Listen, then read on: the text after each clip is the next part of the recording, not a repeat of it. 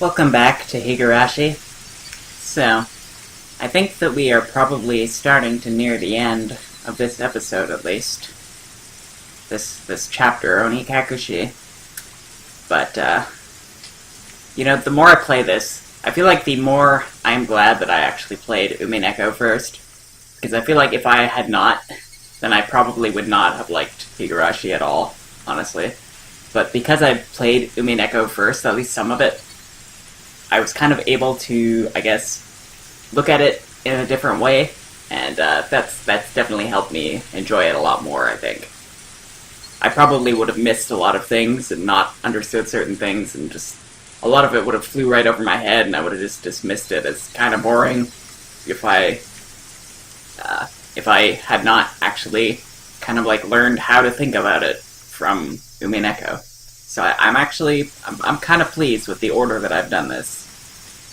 But anyway, let us view our new tips. So I guess we'll go with the left one first. I'm assuming this is going to be more of that call with Oishi, but we'll see. よく映画などに登場しますが、簡単に言うとどのようなものでしょうか。複数の人格を持つことによる逃避と考えられています。多重人格は逃避の一つなのですか？さようです。そのメカニズムは完全には解明されていませんが、精神を守るために脳が行う防御行動の一つではないかと考えられています。And I think that's totally consistent with what I've been saying so far. Like, I think that accurately describes what's been going on with Mion and Rena. So, I don't know if it's going to be like that for everyone, but we'll see. 例えば、貧乏な人がお金持ちになった自分を想像するという現実逃避ってありますよね。これも多重人格なわけですか？極論はできませんが、講義的にはそう解釈できます。つまり誰にでもあり得る現象なのです。その現実逃避の見境がなくなると二重人格になるのですか？ちょっと難しいですね。そう提唱する説もありますし、否定する説もあります。諸説紛々です。では精神医学の世界ではまだ多重人格というのは未知の解明されていない現象なんですか？ It's also interesting how Umineko also kind of, in a kind of different way, also covered the topic of escapism, I guess, in its own way. Or maybe it was more like continuing on from what Higurashi was doing, really. 残念ながらそうなります。今後の研究が期待されます。でも二重人格なんてなんだかかっこいいですよね。どういう人が二重人格になれるんですか？なれると言いますか、なりやすいと言いますか。最近の研究では遺伝と心因が複雑に絡み合い。Honestly, I think like everybody in this village probably had abnormal mental development, so like that's not really a surprise that like practically anybody in this village could be susceptible to that. 中でも幼少期の育児体験が大きく作用するのではないかと言われています。And that also invokes a certain character in Umineko, who I think is pretty obvious to those who know what I'm talking about. そういえばこの A 君も家庭に問題を抱えてるんですよね。気の毒に。7つの人格を持つ青年 A。 では VTR の続きをどうぞ。ですがその前にコマーシャル。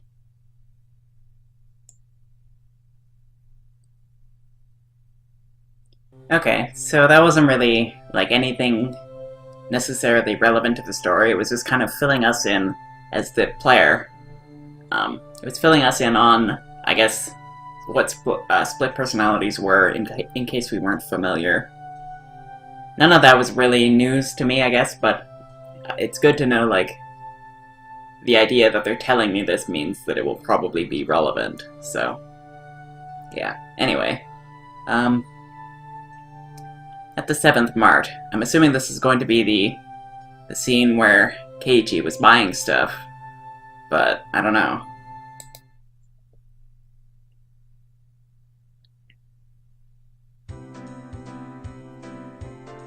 The 7th mart was a bargain supermarket with food and alcohol.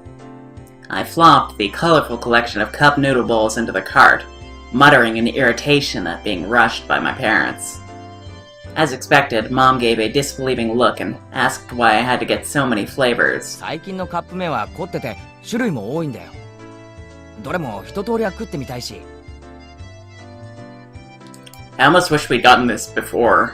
Like, we'd like gotten this last chapter and been like, why the hell is this relevant? This shouldn't be relevant at all, but I feel like that would have been better, but I don't know. Maybe there's gonna be like some thing in here that gives it away too much, and that's why they held it off till after that chapter. I knew it was pretty selfish of me, but I thought I'd at least give it a try. Looking displeased at the sheer amount and the number of different varieties, Dad told me to go get a multi-pack instead of individual ones. Well, I had a feeling it'd end up like this. Now that Dad had thrown his hat into the ring, I'd have to compromise. それじゃあ一種類しか食えないよ。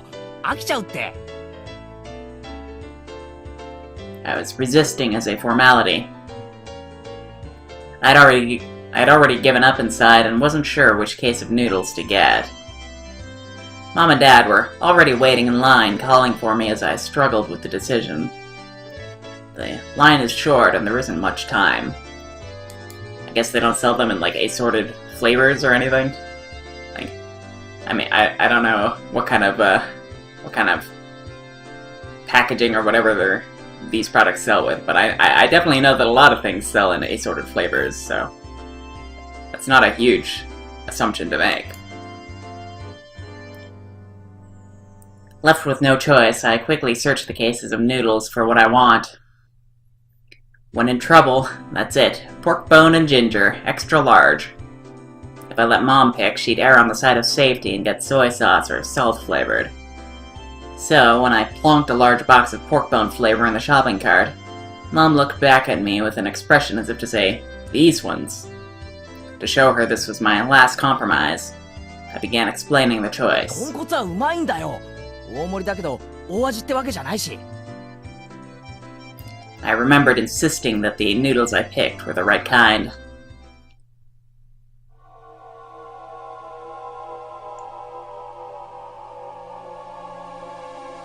Yeah, okay, so this is why they're waiting until after that chapter to show us this. In this frozen memory and time, this encapsulated world, I didn't have the power to look around my surroundings. So, I did what I could and reached out with my hearing and vision, sharpening my senses to find the presence I overlooked. No matter how much I searched through my field of vision, I couldn't see Reina. I rewound the situation, searching, but of course I couldn't find her. Then, was she spying at me from my blind spot? No, I think what really happened is that whoever was working at the supermarket or whatever was spying on them, and, or just some random passerby, some random person, and these people kind of, like, share all the info that they know about Keiichi because he's, like, a person of interest in the village. And maybe there's some kind of meetings that everybody attends, I don't know, but clearly Reina would be privy to this information. Maybe she got it from Mion, I don't know. I go through the sound and presences again, looking. I could sense the other customers. They were all mixed about, moving as they please. There was nobody looking over this way, and no one trying to get behind me. Not here. It couldn't be here. Probably wasn't here. I would definitely notice if someone was right behind me, even when I wasn't on my guard. I smiled wryly at the thought of using a vague word like probably, right before contradicting it with definitely. Then I paused my mental replay as a chill ran down my spine. There was definitely a presence like a shadow behind me. That was a terror unlike any other. If a presence really had manifested behind me, I would definitely have turned around to check for it. But the world had moved on, and there was no way for me to turn around. While carrying that frightening shadow on my back, I was gleefully running around the store searching for a case of noodles. Running through the instant noodle section, bad-mouthing my mom. But there was that presence constantly on my back, sticking to me like a shadow. No way to see what it was. Realizing it now, after the fact, was horrifying and repulsive. In that moment of time, I was running around gleefully, carrying that cardboard box. Tip-tap. But listening to that moment again, I could hear footsteps other than mine going pit-pat with every step. Like, how would nobody else see her, though? That's ridiculous. Like, clearly, she's not there, obviously. Like, she's not just following right behind him, as if to, like, show that, or as if to, like, disguise her footsteps. Like, that's actually kind of ridiculous. So, I think that he's just being delusional here. Tip-tap, tip-tap, tip-tap. Pit-pat, pit-pat, pit-pat. Tip-tap, tip-tap, pit-pat, pit-pat. Tip-tap, tip-tap, pit-pat, pit-pat. While I was running, the sound of those barefoot footsteps going pit-pat were right behind mine. Me running around gleefully in that closed-off moment in time, but I didn't hear it. No, I heard it. That's why I remembered it. I didn't think I had heard anything. That's why I didn't turn around. That's why I didn't turn around. In that moment, the pit-pat of those footsteps were following me the entire time. I couldn't run faster and escape. I couldn't run any faster than I had ran at that time. I couldn't turn around. I hadn't turned around before, not once. Then I returned to my parents and started talking. The shadow-like presence was right at my back, like they would clearly see it if it was there. Since I didn't move, the shadow didn't move. That is why it made no sound. That was all. At that time, I hadn't taken a single step while talking with my parents. I was just standing there. This was undeniable. And yet, I heard it.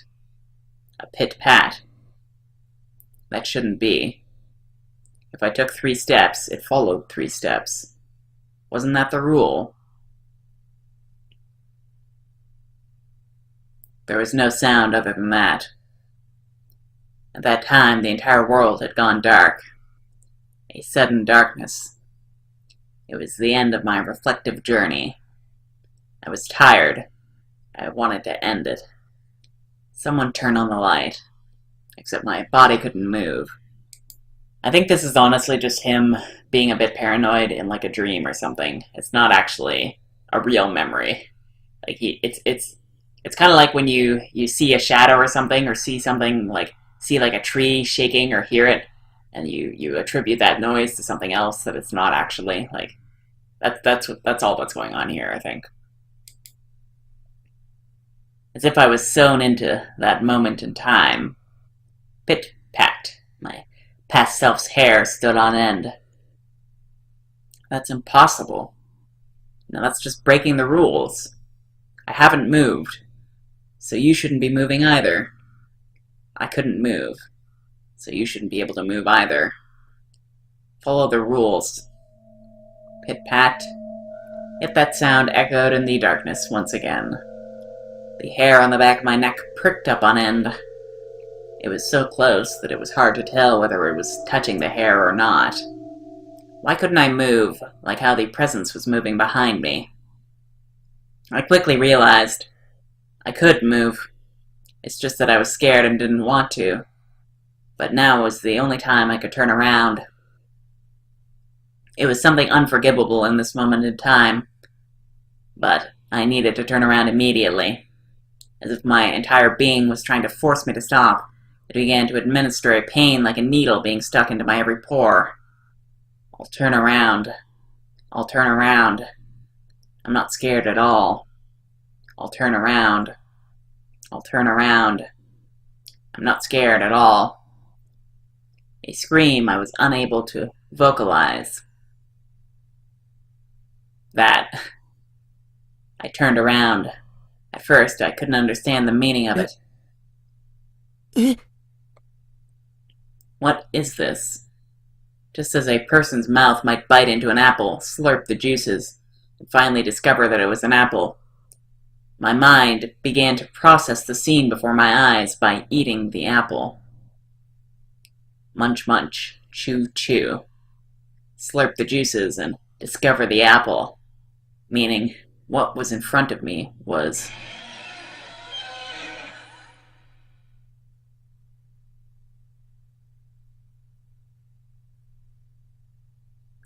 I don't know what was in front of him. I guess the idea there is like a demon. I don't think that's accurate, but I think we could take that one with a grain of salt, honestly. Like, if anything, I think that the takeaway there is that maybe he had some like uneasy feeling that he wasn't sure of at the time, and that he's thinking back to that back when he was at the supermarket, but other than that, I don't think there's much to really care about there, honestly. So, let's continue.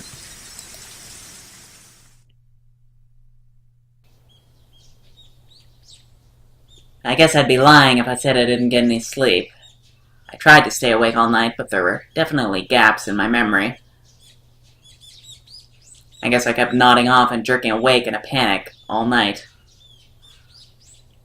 I spent all night hugging the metal bat and sat on top of the futon I used to barricade my door. Waiting, watching, just in case someone tried to break in through my window. If I left this spot, someone would break through the door, sending the futon flying and attack me. But if I stopped watching the window, someone would break through the glass and attack me. I tried telling myself I was just being paranoid, but I couldn't sleep. The thought of being so vulnerable scared the living daylights out of me. If sleep meant taking that risk, I didn't need it. It was so much better to just stay awake. At some point during that endless cycle of nodding off and jolting awake, light began to shine outside, but that was it. It wasn't so much the morning as it was just the sun simply having risen. I snuck a peek out through the curtains. Rena was gone. I couldn't see her anywhere, no matter how hard I looked. Finally, I could breathe a deep sigh of relief. The night was finally over. I'd be lying if I said I wasn't tired, but I didn't feel like sleeping at the moment. I still had time, but I needed to make my own breakfast, so I'd better get started soon. Skipping school was also an option. With my mom gone, it'd be easy to play hooky. Honestly, I debated it. The risk involved in leaving my house was incalculable. So staying holed up in here was probably my safest option. But staying here wouldn't solve anything. Oishi-san wouldn't help me without cold, hard evidence. Well, one thing you can do, just before anything else, you can go start looking for that needle again. I mean, you didn't really get a good chance to look for it before.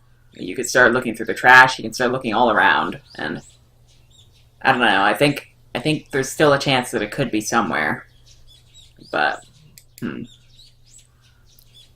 neither he nor my parents. So unless I found some sort of proof, these relentless nights would never end. I stretched my body, tilted my head back, and closed my eyes just like I did every morning. I regulated my breathing and regained my senses. Calm down, Keiichi Maebara. Let's go to school. Let's wait until they set their trap for me. That didn't mean I was just going to twiddle my thumbs.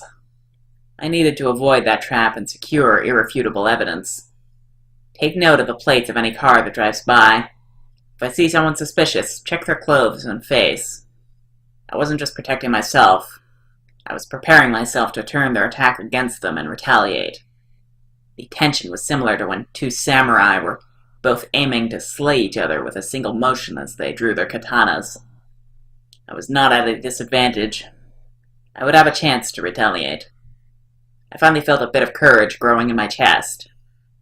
All right, let's go to school. I tightened my grip on Satoshi's bat. He was the only partner I could count on. Satoshi, please lend me your strength. And entrust your dying regrets to me, since you were probably murdered. I'll make sure I dispel them. With renewed resolve, I checked the clock. It was still early. Of course, I was going to school by myself today. If I didn't want to run into Rena or Mion, I needed to leave now. The shattered fragments of the cupboard were still strewn all over the entryway. Right. I meant to clean that up last night, but never got around to it with the phone call and everything. If my parents came back and saw this while I was at school, I would never hear the end of it. Still, I'd be wasting time if I cleaned it up right now, and considering what would happen if I ran into Rena or Mion, it wouldn't be too late to clean it up after I got home. I mean, that's assuming that you get back home. But, I mean, I guess that's a small thing to worry about in the grand scheme of things. Making extra certain that the doors were locked, I left the house. My uniform was still covered in mud from yesterday, so I left it in the washer. Today I was going to school in a tracksuit. By wearing a different outfit this morning, my mind was forced to accept that today was different from yesterday. I had a hunch. Today might be the day I get killed. Keep your guard up, Keiji Maibara. The only one who gets to decide if today is my last is me.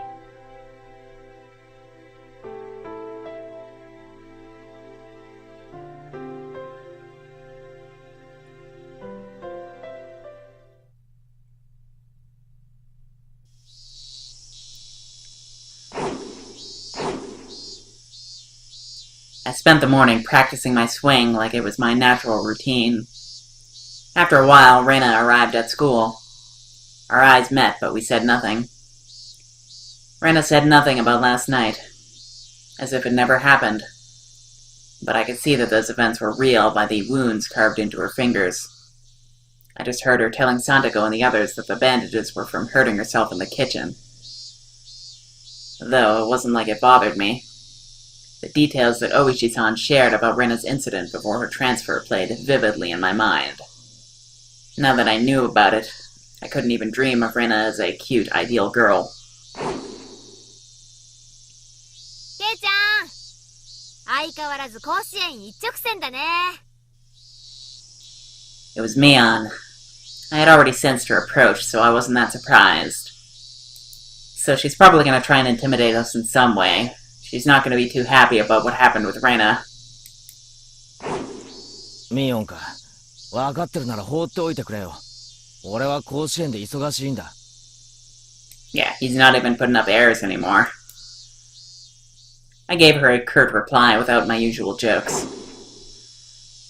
Then I gave the bat an even larger swing, tacitly keeping Mion from getting any closer. ケイちゃんさ、ちょっと休憩。I think Mion got the message, but she still urged me to give it a rest. ホームルームまであとちょっとだろ。もう一汗かかせてくれよ。I swung the bat even harder as a sign of my refusal. ケイちゃんって野球好きだったっけ？最近好きになった。最近って昨日から？分かってんなら聞くなよ。あれまあ、スポーツマンにしては爽やかじゃないお返事だことで。気が散る。放っておいてくれ。I ignored Mion and kept swinging.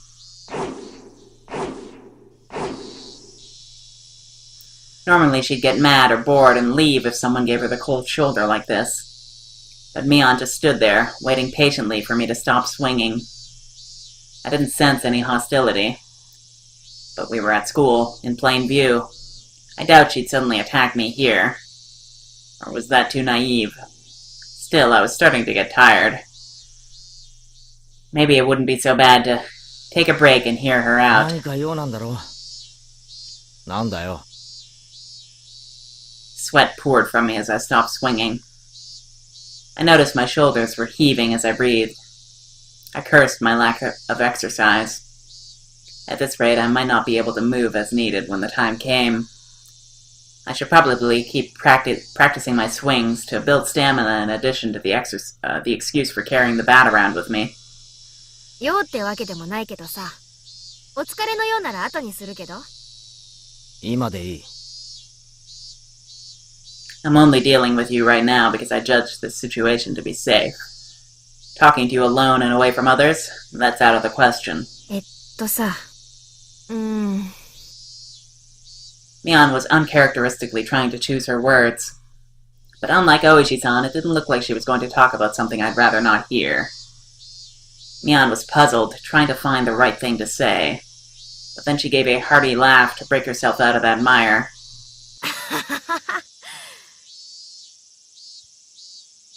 おじさんダメだわ、こういうの。ボキャ品は辛いわ。なんだよ、突然。言いたいことがあるならはっきりと言えよ。やめてよ。素振り。She cut straight to the point. Her request was so frank I didn't understand it for a moment. I'd already stopped swinging to listen to her, hadn't I? ちゃんとやめてるだろ。じゃなくて、今日で終わりにしてほしいの。悪いけど。It took me some time to understand what she was asking for. What's wrong with swinging a bat? なんでだよ。余計なお世話だよ。別に誰にも迷惑かけてないだろ。かけてる。Mion said it flat out. This didn't make any sense, and that was really irritating. 俺がいつ誰に迷惑をかけたよ。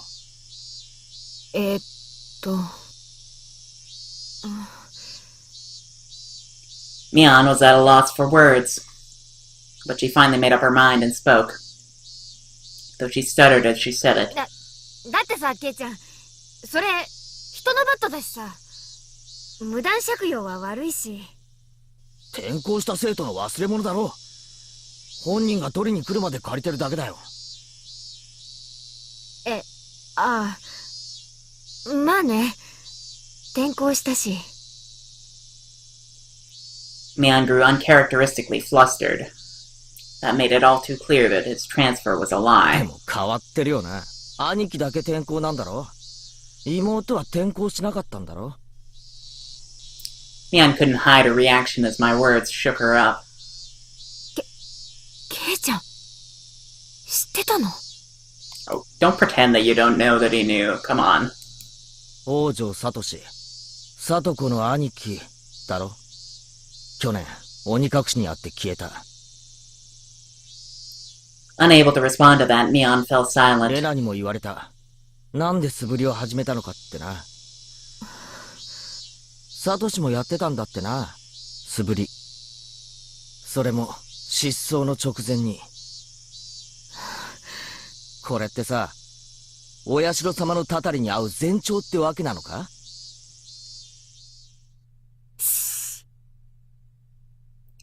Mion panicked and looked around. 頼むよ、ケイちゃん。お社様の話はうかつにしないでよ。私はそんなに信じてないからいいけどさ、他のみんなはすごく信じてる。This is weird, especially considering what happened at his house the other day. This is really, really weird, because like I'm almost starting to... No, hold on. This is the exact same thing that they tried to pull in Umineko like several times. Like, no, this is clearly just a ruse. And I know that they're not shy about doing this kind of thing. They're not shy about like trying to make you like question something or like have to do a double take. Like, yeah, this is definitely a ruse. レナなんかやばいくらいに。やばいくらいに？ But I do think that some of the things she's saying might be correct, like not lies. Like I do think that she might actually be accurate in saying that she doesn't believe in Oyashiro, but Reina does.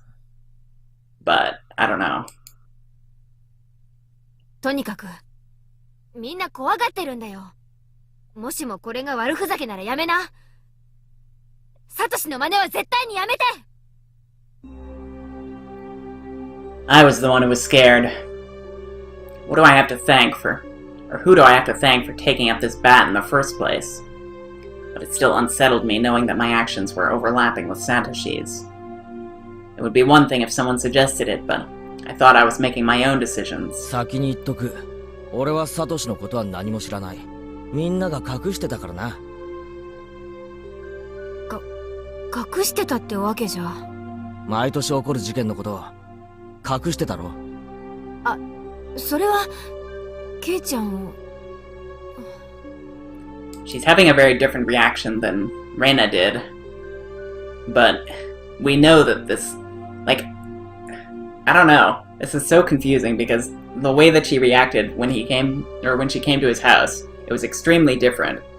It might be that her split personality is much more severe than Reina's, whereas Reina's is more of like, she's more in control, I guess. Whereas Mion might actually be like, her split personality might actually be a real thing. I don't know. 怖がらせたくなかったってのか？それが理由で俺だけのけ者かよ。いや、そんなつもりじゃ。ミオンに直にダム現場で事件がなかったかって聞いたよな。ミオンはないって言ったじゃないか。嘘つき野郎。ごめん。嘘ってわけじゃ。仲間ってのは隠し事なんかなしだろ。そうだろ。じゃあお前らは仲間じゃない。ケイちゃん、そんなのって。Mion looked helpless and flustered. Was I imagining the tears in her eyes? I never could have imagined Mion acting like this. ああ、それに先日の見舞いのおはぎ、あれうまかったぜ。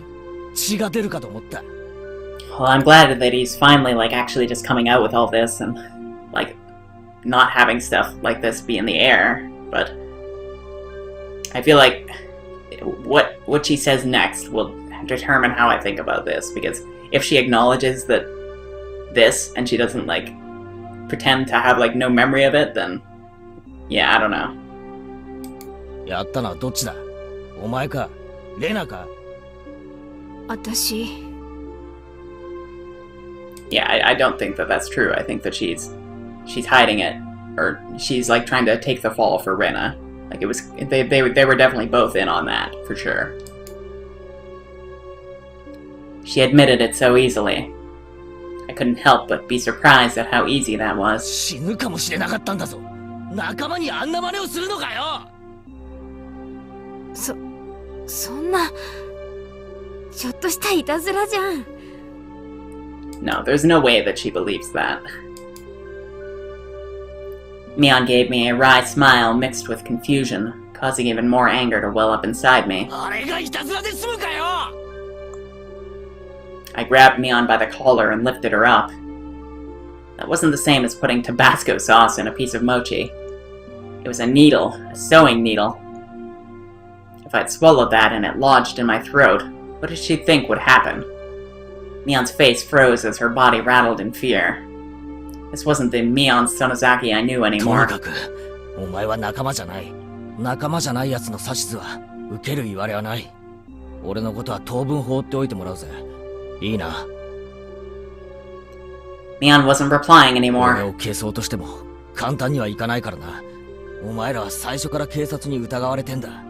サトシを消せたように簡単に消せると思うなよ。I said it clearly. This was my declaration of war. 俺も過去の事件はお前らが怪しいと思ってる。ダムの反対運動の時からお前が警察の世話になってたこともよく隠しきれてると思うなよ。いいな。どうしてそんなことまで。Like, this is stupid. She knows why he knows. She knows that he's been talking to Oishi. This is actually just a lie on her part. She's acting here. Mion stood there with a dumbstruck look on her face. That was when I heard the principal ringing the bell for school. It was time for her morning homeroom. 行こうぜ。委員長がいないとまずいだろ。Huh? At that moment, for the first time, I realized Mion was sobbing as tears ran down her cheeks. ひどいよ、ケイちゃん。I wanted to console her, but I shut my mouth. I had no need to feel guilty. 俺、行くぜ。ホームルーム遅れるなよ。I left Mion, still shaking, as I turned around to head for the entrance. I feel like they're going to be trying to manipulate him using, like, his former feelings for his friends and all that. And that's what's going to be going on here. Like, there's no way that she's not understanding his declaration of war there. I had no idea how troubling it was to make a girl cry. Behind my back, I could hear her muttering. It was a faint mutter as she was speaking to herself. そっか。え? She wasn't saying it to anyone. It was Mion talking to herself. But it was a sobbing voice that had a kind of giddy, cursing tone. I inadvertently stopped and turned back toward her. ケイちゃんに全部バラしたの。あの野郎か。She balled up her fists as tears continued to rain down. She glared at a spot at the ground with a terrifying, yet smiling face, cursing. A chill ran down my spine from that demonic expression. His transformation. Mion's transformation was different from Reina's. あの時、殺しとくんだったな。今年で定年だからって、容赦してやった恩も忘れやがって。Retiring this year. Was she talking about Oichi-san? It feels like she's trying to speak, or she's like trying to pretend that she's speaking like through, or like as Oyashido-sama, except I have a feeling that that's a lie. That's just a delusion of hers or something. Like maybe she said that she doesn't believe in him, but that's actually super a lie. ちくしょう。ちくしょう。あのじじい。絶対に殺してやる。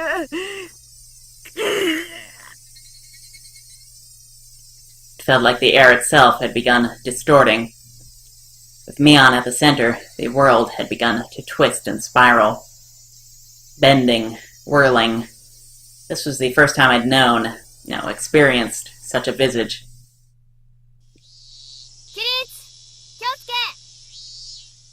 Mion made up an excuse for her red eyes by saying there was something wrong with her contacts. After that, neither Rena nor Mion spoke to me for the rest of the day. Neither Satoko nor Rika-chan looked me in the eye. Strangely, I didn't feel hurt. Everything had just went back to the way it was. The months since I transferred in had been almost too much fun. That was all. School was supposed to be something like this to begin with. I should have disliked that feeling, but today it felt oddly refreshing.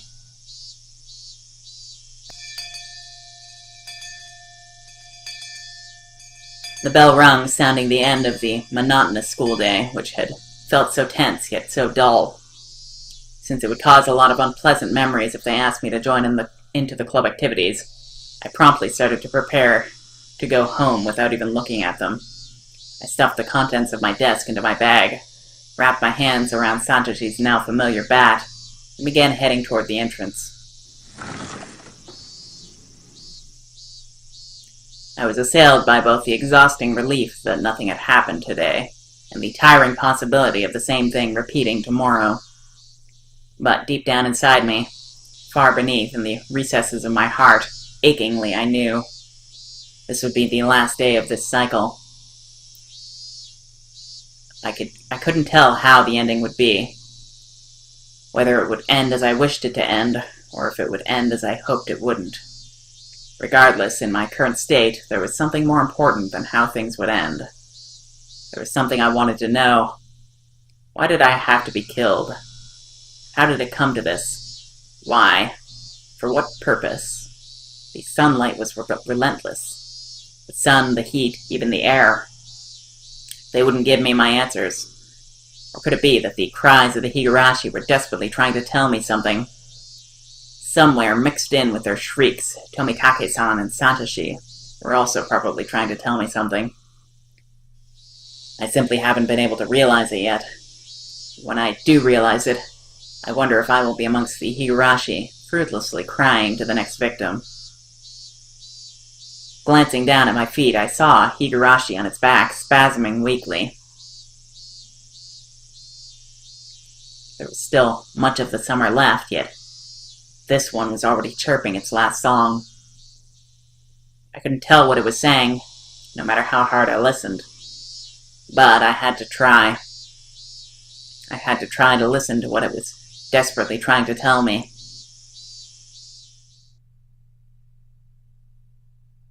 At that moment, the shrills of the Higurashi ceased, all at once, as if they had huddled together, fearing that the person who'd brought them to their dreadful fate had arrived. There was no mistaking it. A presence was approaching. The sound of footsteps was almost non-existent. If the Higurashi hadn't warned me by ending their chirping, I wouldn't have noticed. My exhaustion left me in a heartbeat. In its place was a rush of adrenaline that sharpened all of my senses. I was just barely able to hold back that creeping, suffocating feeling of horror. It wasn't something I could hold back for long, but in this moment when I needed to be razor sharp, I was able to retain my composure. I wasn't going to shout like I did yesterday. I hid myself calmly amongst the trees, waiting for my pursuer's shadow. Could I get them to pass by me? No. Since I was able to hear their footsteps, they were probably also able to hear mine. They might have already been able to tell that I'd hidden myself and was holding my breath. The person tailing me was a Rena just like yesterday. If it was Rena, I wouldn't hold back. I could just yell at her and make her go ahead like yesterday.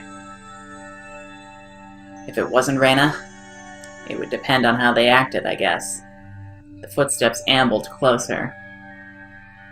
I swallowed, wiped my clammy hands on my pants, and readjusted the grip on my back.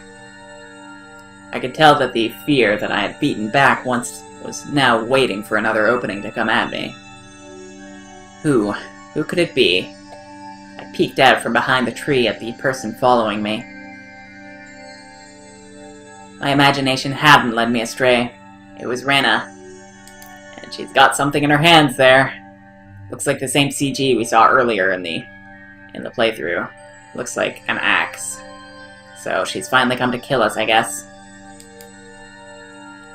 There was a bit of relief as I realized it was someone I knew, but that feeling left me in an instant. This wasn't the same Rena that I knew. Her eyes were dark and lifeless, but her mouth appeared as if it was carved into a crescent.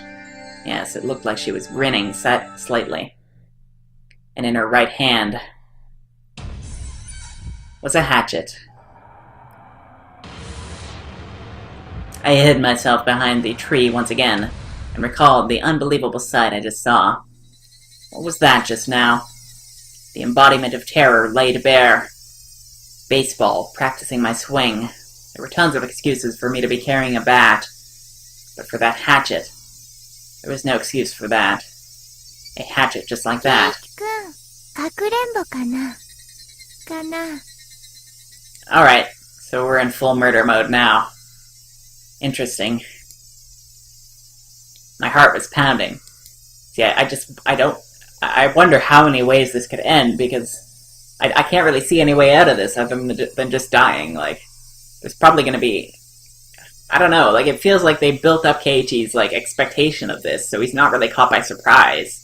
So, I would think that if he was going to die, it would be something taking him by surprise. But here it's just...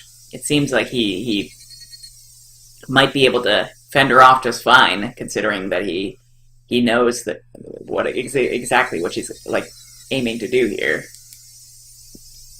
Hard enough that I had trouble breathing. What little composure I had been able to hold on to was now crushed. In its place, cold sweat gushed forth. covering my entire body, letting me know precisely what kind of emotion had taken hold. Not good, not good, not good. I wasn't able to hide myself completely. She already knew I was here. レナを驚かせようとしたのかなI decided that it would be better to reveal myself now since there was still space between us than to allow Rena to come any closer. I adjusted my grip on the bat, again, and readied myself mentally, and stepped out from behind the tree. ケイチくん、見つけた。Rena was pleased that she found me, eliciting a mysterious giggle. Her mouth was smiling, but her eyes told me she was displeased by the fact that I had been hiding. Those eyes, they were just so empty. My legs began to quiver. Not good. In the pit of my stomach, some sort of viscous hot and cold substance began spreading around. If I allowed it, that substance would slip into my bloodstream and undoubtedly freeze all the organs in my body. Not good. Not good. I'll be devoured by Rena at this rate. Strike back. Don't lose. 何の用だよ I blustered, hiding behind my bravado. But Rena didn't flinch one bit. ケイチくんと同じ。帰り道だよ。じゃあそのナタは何だよじゃあケイチくんのそのバットは何なのかな。俺は素振りで。じゃあレナは宝探しなの。Rena gave a flippant explanation as to why she had such a fearsome weapon. 宝探しダム現場の宝の山にね、また新しいかいいのを見つけたの。だからね、それを発掘するために必要なの。信じるかよ、そんなの。信じないよね。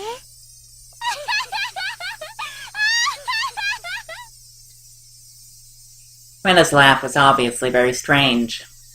I'd seen Rena's transformation many times before, but the one today was completely different. Like her mischievous tone and the shrewd glint in her eyes. It wasn't something that roundabout. I'm not sure what to say. It was just so obvious. 待ってよ、ケイチくん。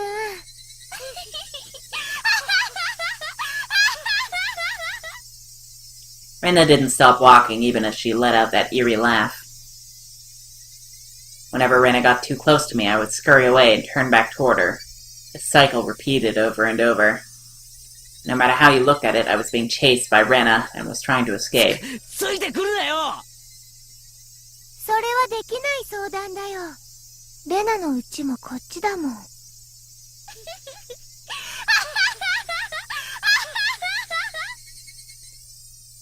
When I met with Rena on this road yesterday, she cowered and trembled as she followed my commands. But today was different. Rena didn't show a hint of trepidation.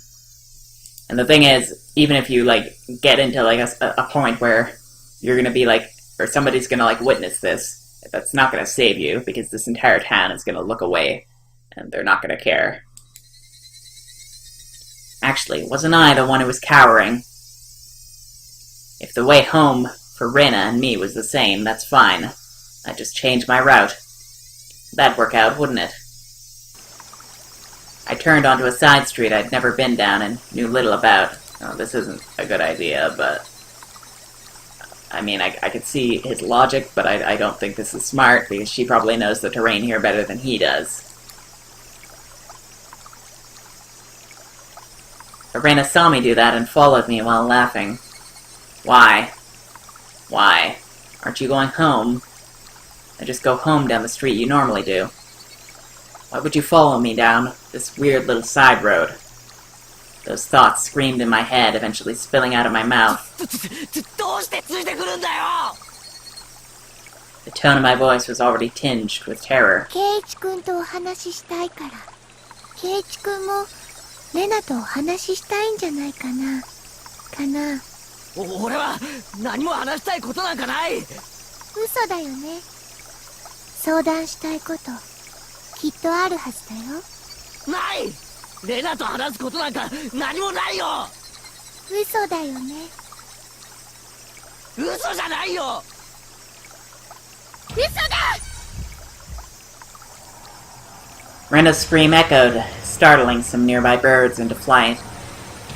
I cringed in fear. The only other thing I could do was increase my pace. お話ししようよ、ケイチ君。お話。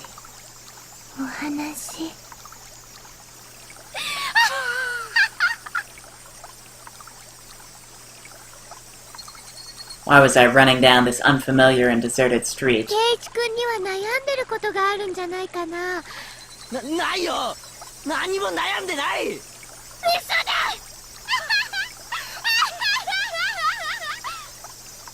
Even though I was running, even though Rena was walking, why wasn't I getting any farther わ away? かるよ。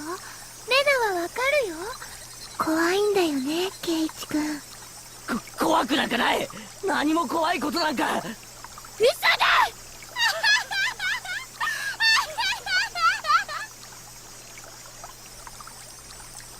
My breathing grew heavy and it felt like my legs were giving out from beneath me. Rena wasn't even breaking a sweat. レナだけは相談に乗ってあげられるよ。今度こそ乗ってあげられる。 I had no idea what she was talking about or what exactly she wanted to 今 do. 度こそ相談に乗ってあげられる。サトシ君の時とは違うもの。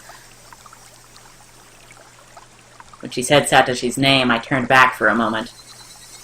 But even as I did that, Rena was still advancing. I couldn't afford to stop. サトシ君も悩んでた。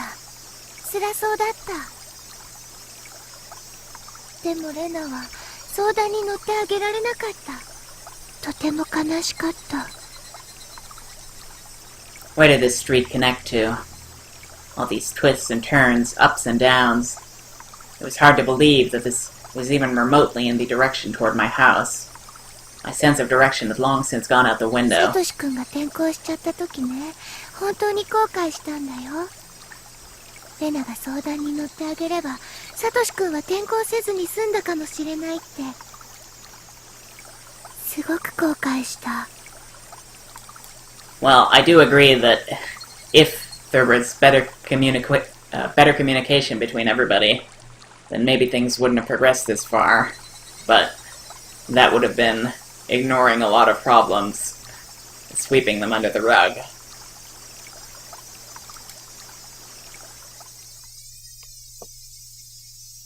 The road led me deeper into the forest. Wasn't I getting farther away from the village the more I ran? I lost more and more of my composure the more I thought about it. But despite this realization, my inner self was still disturbingly だから calm. ね、誓ったの。もしもサトシ君みたいに苦しんでる人にもう一度会えたなら、レナが助けてあげようって。もう人が転校するところは見たくないな。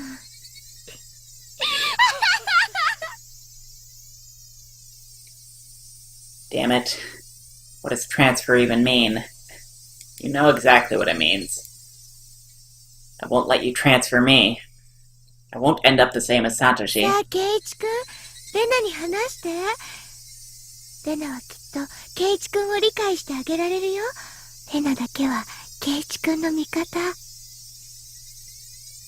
I started wheezing, out of breath. My lungs were so hot that they felt like they were going to explode, and my heart was beating as hard as it possibly could. I should have practiced running instead of my swing. I couldn't even afford to scoff at that stupid thought. 悩みがなくなれば、きっとケイチ君も元通り。みんなとも仲良しに戻れて、また楽しく部活ができるよ。今度は一緒に組んで、みーちゃんをやっつけようね。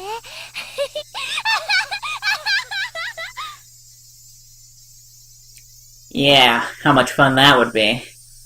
Rena couldn't even imagine how much fun I had wished I could turn, or how much I had wished I could turn back the clock on these past few レ days. ナともきっと仲良しに戻れるよ。また一緒に宝探しに行きたいね。今度はお弁当も作っていくよ。なんなら今から宝探しでもいいよ。行こうよ、一緒にダム現場。見つけたばかりの可愛いの、ケイチ君にも見せてあげるね。きっとケイチ君も気に入るよ。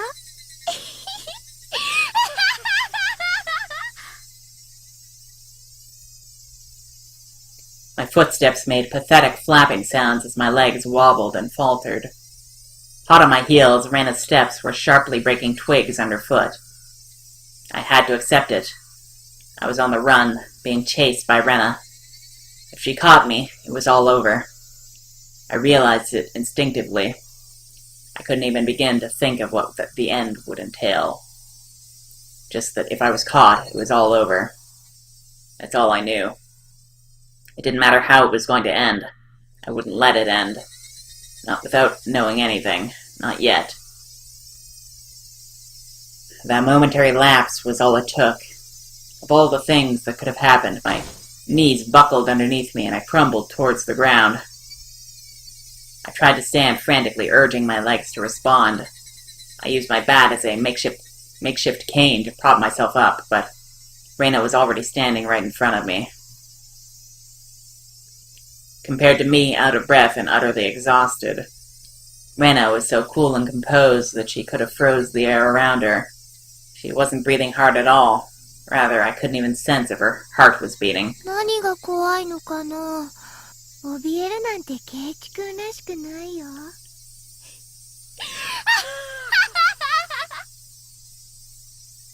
Her expression looked almost affectionate. Those soulless eyes, that mask of affection. I mean, like, rather than this being, like, scary, it's honestly just kind of sad. Which is, like, part of why I don't like it. It's like, this is just a tragic situation that I wish hadn't happened. As she admonished me for trembling, Rena's hands deftly slipped over her head. The blur of arms as they moved made me feel as if I was staring at the godliness of the thousand-armed Buddha. Then as both of her hands met above her head, the hatchet that she held came into focus. I stared up at it in disbelief. It was all I could do. 教えてくれ。サトシはどうなったんだよ。 Rena stayed like that, with that hatchet raised above her head, and solemnly opened her mouth. It was as if she was expressing a farewell to a friend she was to never see again. That cruel scenario resided somewhere in her actions. 言ったよ。サトシ君は転校したの。That's like her saying, the status quo here is not going to change. We're not going to confront anything. We're not going to dispense with any of this. We're going to keep it all up. And that's that. And this is all just a part of that. その転校ってのをやめろよ。鬼隠しってことなんだろ。そうだろ。もう教えてくれたっていいだろ。サトシを消したのは誰だよ。エラかミオか、それとも村の誰かが。答えろよ。 I became frantic the more it screamed, but Rena did nothing but maintain the smile frozen on her face. ケイチ君が何を言ってるか。じゃあ分かるように言ってやる。連続開始事件の犯人は誰だ。ケイチ君は勘違いしてるよ。え？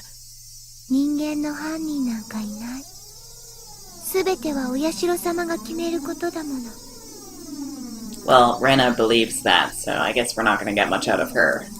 お社様のたたりなんて迷信だろ。レナは信じてるってのか。信じるとか信じないとかじゃない。お社様はいるの。So, that's something from Umineko as well. But I think that it is about believing or not. In the sense that it is about a certain number of people believing or not. But I think that in this place, in this village, since so many people believe in him, that means that he effectively exists. Rena's gaze grew even more gelid. The ferocity of her stare was so intense, not allowing me to question anything. お社様なんているわけが。ケイチ君は信じないの？お社様。信じられるはずないだろ。そんなのいるわけがない。いるよ、お社様。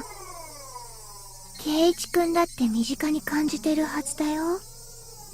そんなもの感じたことないよ。圭一くんさ、誰かに謝られたことない？それもずっと。All noise from the outside world disappeared. Only Rena's voice resounded loudly and それ terribly. はね、許してもらえるまでずっとついてくるの。学校へも、お家へも、枕元へも。I couldn't understand what Rena was saying. レナのところへも来たんだよ、お社様。だからレナは転校してひなみ沢に帰ってきたの。I don't understand. I don't understand. What does transfer even mean? I think basically all she's saying is that the guilt and all that creeps up on you. Like, I don't think she's necessarily... anything she's saying necessarily implies anything supernatural. What was Rena saying? 圭一くんのところにもお社様来てるんじゃない？きっと相談に乗れるのは私だけ。圭一くんを転校なんかさせないからね。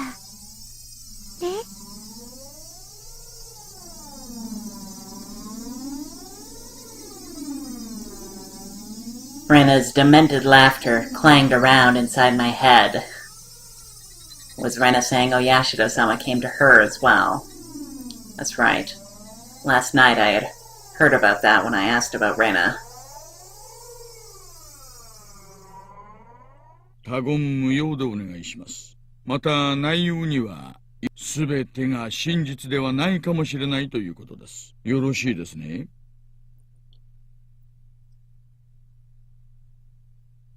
Oishi began 被 speaking. 害者も学校も告訴していないので調書がないのです。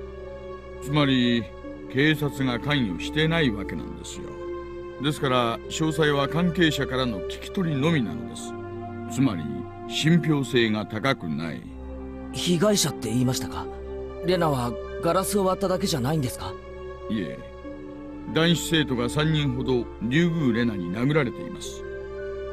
Okay, so actually I don't think we actually heard this. I feel like we missed out on some of this, or I'm just like not remembering it properly. I mean, I remember him mentioning that there were victims beaten, but I don't remember these exact lines. I mean, I just spaced out a bit, but... 金属バットでです。2人はあざで済みましたが、1人は片目に後遺症を残すほどの大怪我をしたそうです。Like, I remember him saying that detail, but I remember him phrasing it a bit differently. それって傷害事件じゃないんですか？警察は逮捕とかしないんですか？どういうわけか被害者が告発しないんですよ。警察に届け出がないので。They were beaten with a bat and suffered significant injuries. Normally there would be a criminal investigation. But why didn't they press charges? 被害者の男子生徒3人にもそれぞれ話を聞こうとしましたが、こう言ってはなんですが、怯えてるんですよ。彼女が転校した今でも。大石さん、話を最初から整理して話してくれませんか？ Rena hit people while she broke windows. Or was it she started breaking the windows after she got bored of hitting people? They sounded similar, but the meanings were drastically different. 某月某日、リュウグウレナは親しい男子生徒3人と一緒にプール倉庫のあたりで話をしていました。その3人って何者ですか？個人名は伏せますが、3人ともリュウグウレナととても親しい仲良しグループだったそうです。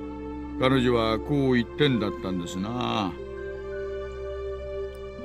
So it wasn't that strange for the four of them to be together. それでどうなったんです？理由はわかりません。リュウグウレナはプール倉庫脇にあった野球部のバットを手に取り、3人を次々に殴り倒しました。There were no witnesses. This was an account pieced together by the information given at the time of the incident. One day after school, Rena and 3 male students were at the pool storage shed talking together. They weren't seeking help, rather they usually met up there. It appears it became a heated discussion. At that time, Rena underwent a change. The change was so abrupt that the 3 of them didn't comprehend what was happening. Then, taking the metal bat, she attacked her friends one after the other, leaving her friends covered in blood with gashes on their heads. She made her way towards the school building.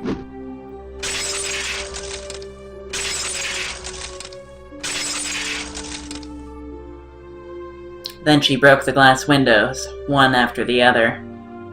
A few minutes later, her teacher appeared on the scene and subdued her. レナに起こった変化って何ですか？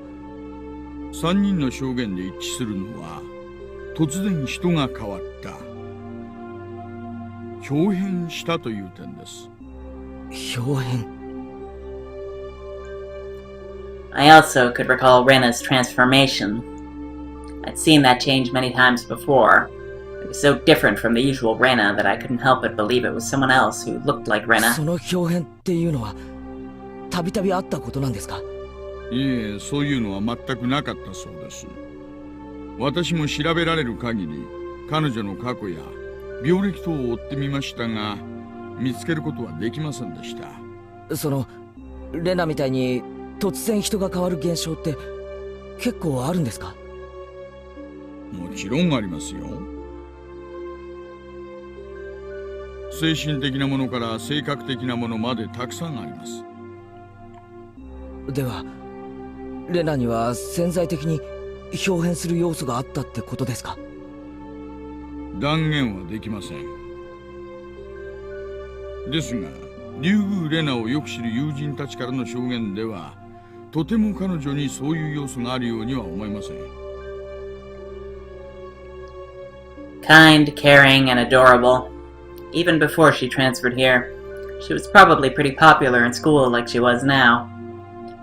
And that girl transforming suddenly and assaulting them with a bat. Who could imagine such a thing? Nobody could have seen it coming. I myself sometimes believe that I was mistaken for thinking that was Rena, even そ now. してどうなったんですか？学校の正面が病院でしたので、3人はすぐに病院に担ぎ込まれ、手当てを受けました。レナは警察はどうして警察沙汰にならなかったんですか？警察は呼ばれなければ関与はできませんからね。一人は後遺症を残すくらい大怪我したんじゃないんですか？どうして訴えないんです？私もそこは引っかかりました。何かの圧力、もしくは脅迫があったのか、それとも訴えたくても訴えられない理由があったのか。もちろん大石さんのことですから調べたんですよね。I mean, I guess it could have been self-defense. Like, maybe they tried to assault her, but I don't know. That seems a little bit of a stretch. ねえ、まあ。ですが、初めに言いましたよね。被害者たちの口がとにかく重いのです。触れたがらないというか、関わりたくないというか。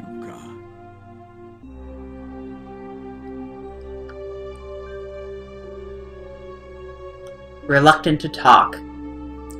Didn't want to touch it. Didn't want to be involved. It resembled the villagers here and Oyashida-sama's curse. 学校の先生とかからは何も聞けなかったんですか？学校は聖域なんですよ。隠蔽体質とでも言いますか。私も捜査令状を取ってませんから弱いんですよね。じゃあ学校側はノーコメント？いえ、事件の存在自体を否定しました。ですが某日、間違いなく病院に3人の男子生徒が打撲で担ぎ込まれたのは事実なんです。病院にその記録が残ってますので。被害者は語らず学校は否定する。何もわからないじゃないですか。ねえ、その事件があったという事実以上のことは何もわかりません。被害者たちもこの事件が公になることを望んでいませんので、私と前原さん、私たち二人が忘れれば事件はそのまま闇に消えるでしょうな。For a brief period, we sat in silence. At first glance, it looked like a simple assault case. But that was just the tip of the iceberg. The depths were obscured by roiling waves, sinking quietly into the void, as if it never existed to begin そ with. の後、学校を謹慎で休学します。そしてその間、神経科医のカウンセリングを受けました。その医者からは何か聞けたんですか？これがまた職業倫理のしっかりした尊敬すべき方でしてね。口が固いんですよ。もうとにかく。警察手帳を見せてもダメなんですか？書面で申請しろと言われました。手帳自体に法的拘束力は何もありませんからね。じゃあ大石さんはどうやってレナがお社様のことを告白したことを知ったんですか？一部を聞いてた看護師さんがいましてね。この方は手帳を見せただけで協力してくださいました。それでなんと？ Turns out that the nurse hadn't heard everything. Apparently all that she remembered was that she overheard, or was what she overheard from inside the 看 room. 護師さんが言うには、その時のリュウグウレナはとても淡々としていて落ち着いていたそうです。It was more like she was confessing her sins at church than a counseling session. She spoke with her mother there for some of it, but partway through her mother was asked to leave, so it became a private counseling session between just the doctor and Rena for a while. 例のお社様の話はどこで出てきたんですか？途中です。その名前を突然叫んだのです。だから看護師さんもびっくりして聞き耳を立てたのです。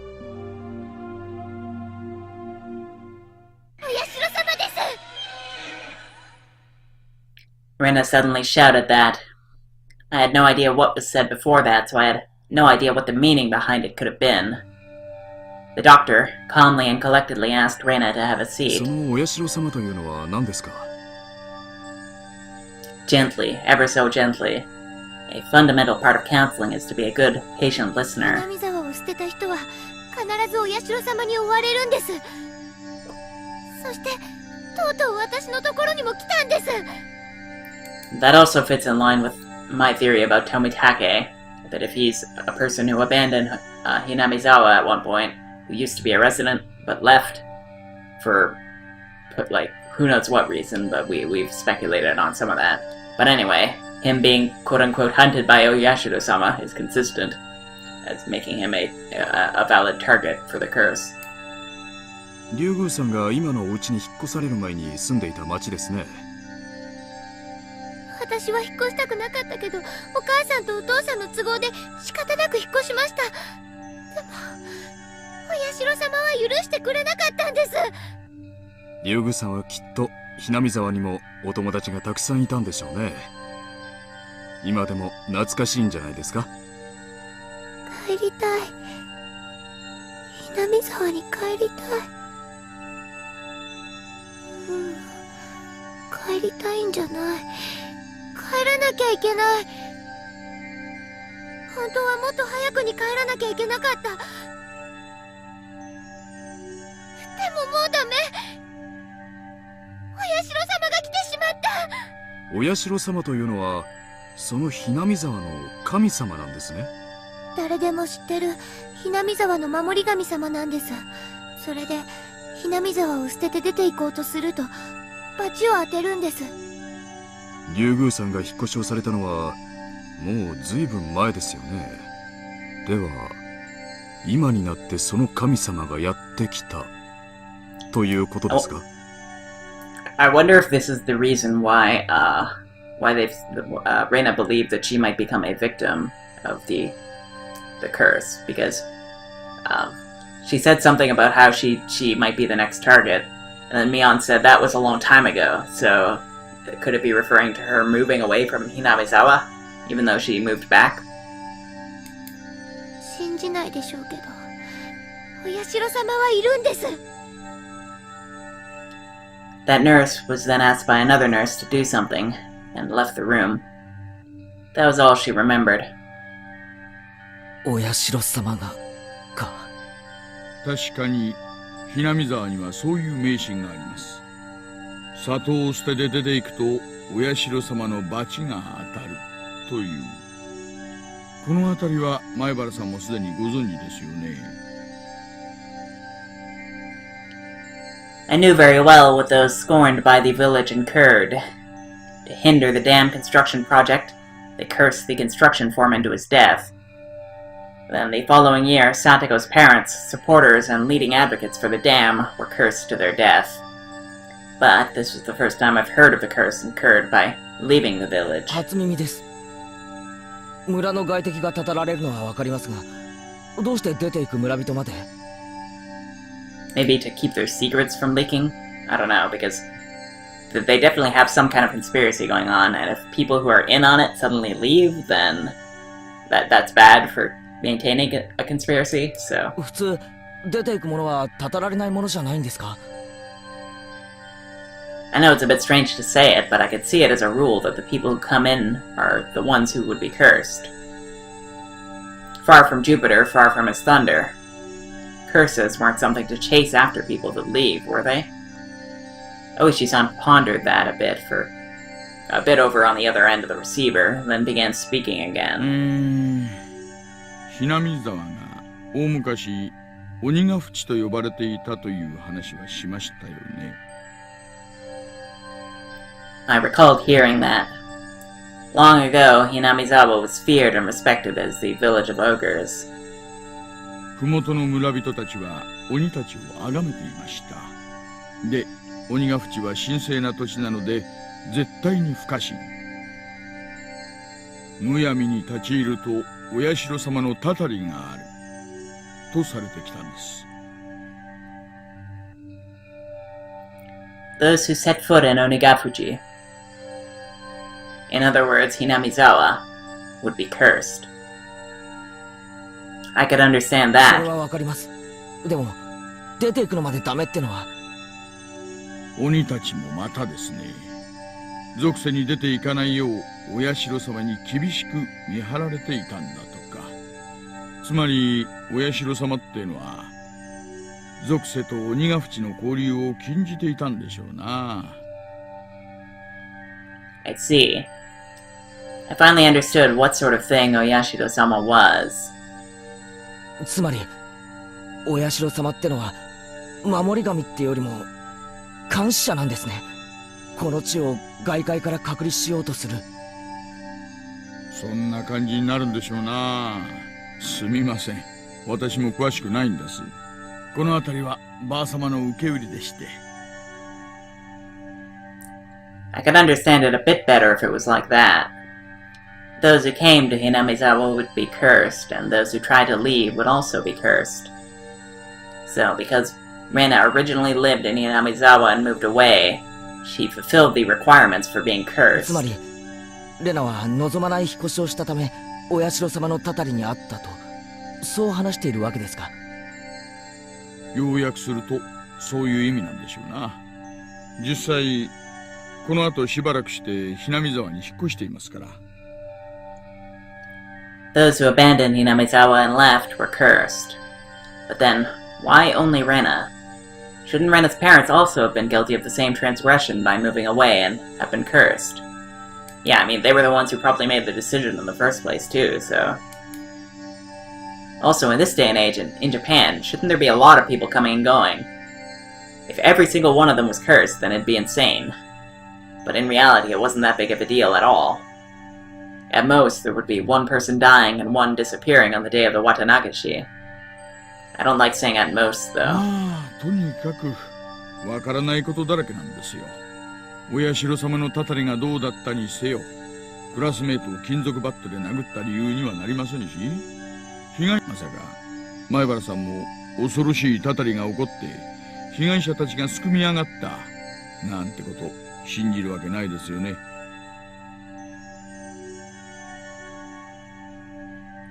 course, I didn't want to believe it. But more importantly, I had just realized something else.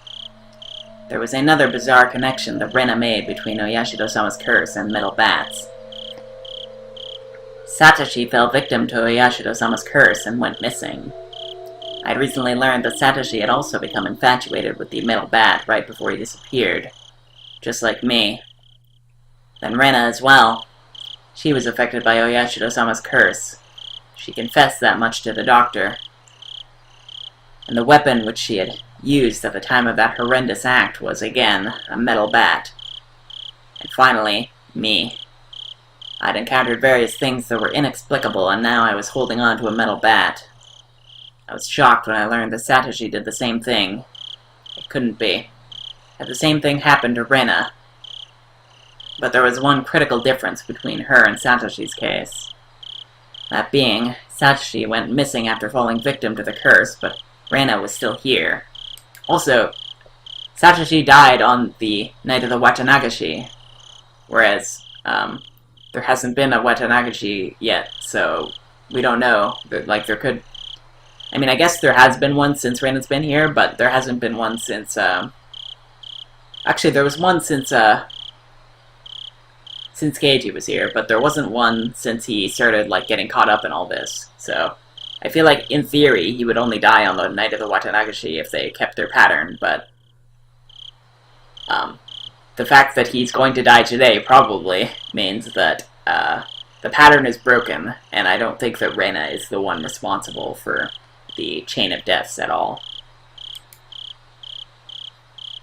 Both of them had fallen victim to Oyashido-sama's curse, yet they were met with different endings. And finally, me. I couldn't call it a coincidence anymore. Rena, Satoshi, and finally, me. Could it be that I really was under Oyashido's curse right now? No, more importantly than that, what should I do now? Satoshi had been demoned away, vanishing without a trace. Rena was fine. Fine. Rena had undergone a change. I could only believe that there was something that Rena wasn't residing, or that wasn't Rena residing within her. And, here right now, it was standing before me. レナ、教えてくれ。俺はどうなるんだよ。Rena stood imposingly, not サ answering. トシは消えた。だけどレナは消えなかった。じゃあ俺はどうなるんだよ。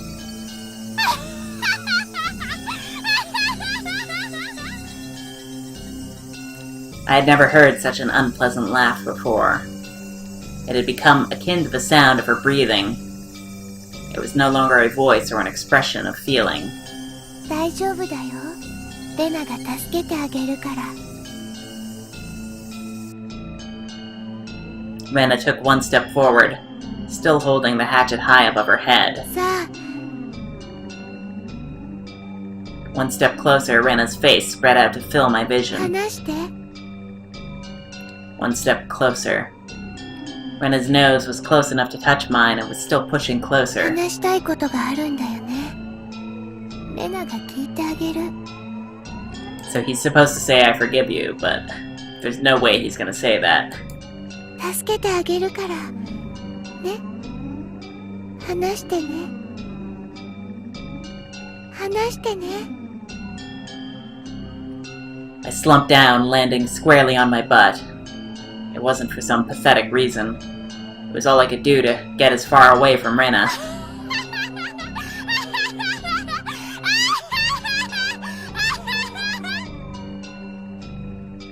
I had the gut feeling that I couldn't let her laughter end. Because when that laughing ended, the moment I picked up on that feeling, my body moved by instinct. I sprang to my feet so fast, even I couldn't believe it, and pushed Rena away with both hands. Rena was as light as a feather. Thrown about by the unbalanced weight of the hatchet, she was sent backward as if she had been carried off by the wind. After confirming that out of the corner of my eye, I dashed out off at full speed. I was the perfect picture of fleeing like a greased pig. Get away from Rena. Run away. Survive. I couldn't think of anything other than this. While I was running, I remembered I'd been holding onto a bat the entire time. Such a worthless weapon. I couldn't believe I'd forgotten about this weapon at such an important time. I sped even farther down the winding path. I didn't even feel myself gasping for breath or my legs getting heavy. My body understood it as well. If I didn't run away from here, I wouldn't live. I could hear the laughter of that simulacrum of Rena coming from behind me. It rang through the trees and in my head and slowly chiseled away at my sanity. The grove of trees thinned out and my field of vision suddenly started expanding. I guess it all comes back to here, doesn't it?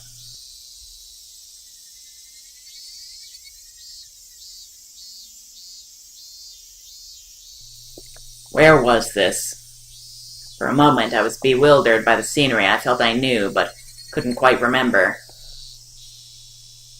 I quickly realized it was the dam site. The fact that I'd dashed madly and ended up in a place like this gave me a bad feeling, like I was following someone's scripted plot. I had a good view of my surroundings, but I didn't see a single soul here. This was a terrible spot for someone on the run, but there was no better place for an attacker. My heart was already on the verge of bursting. The muscles in my legs were screaming, but I didn't care. If I stopped here, then they might not even be able to scream for much longer.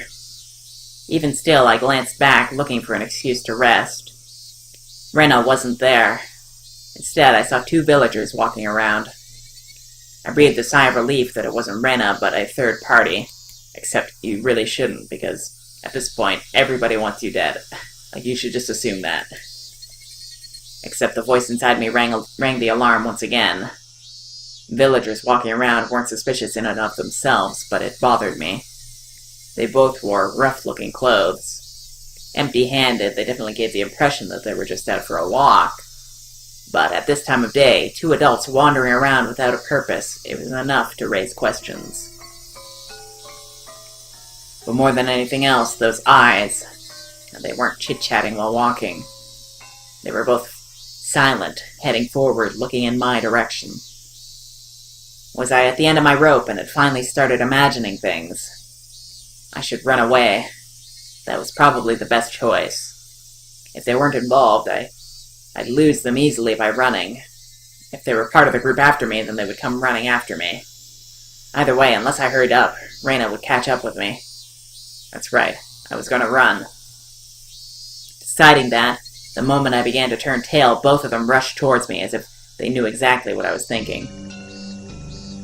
Somewhere inside me, I had jumped to the conclusion that Rena was the only thing I needed to be afraid of.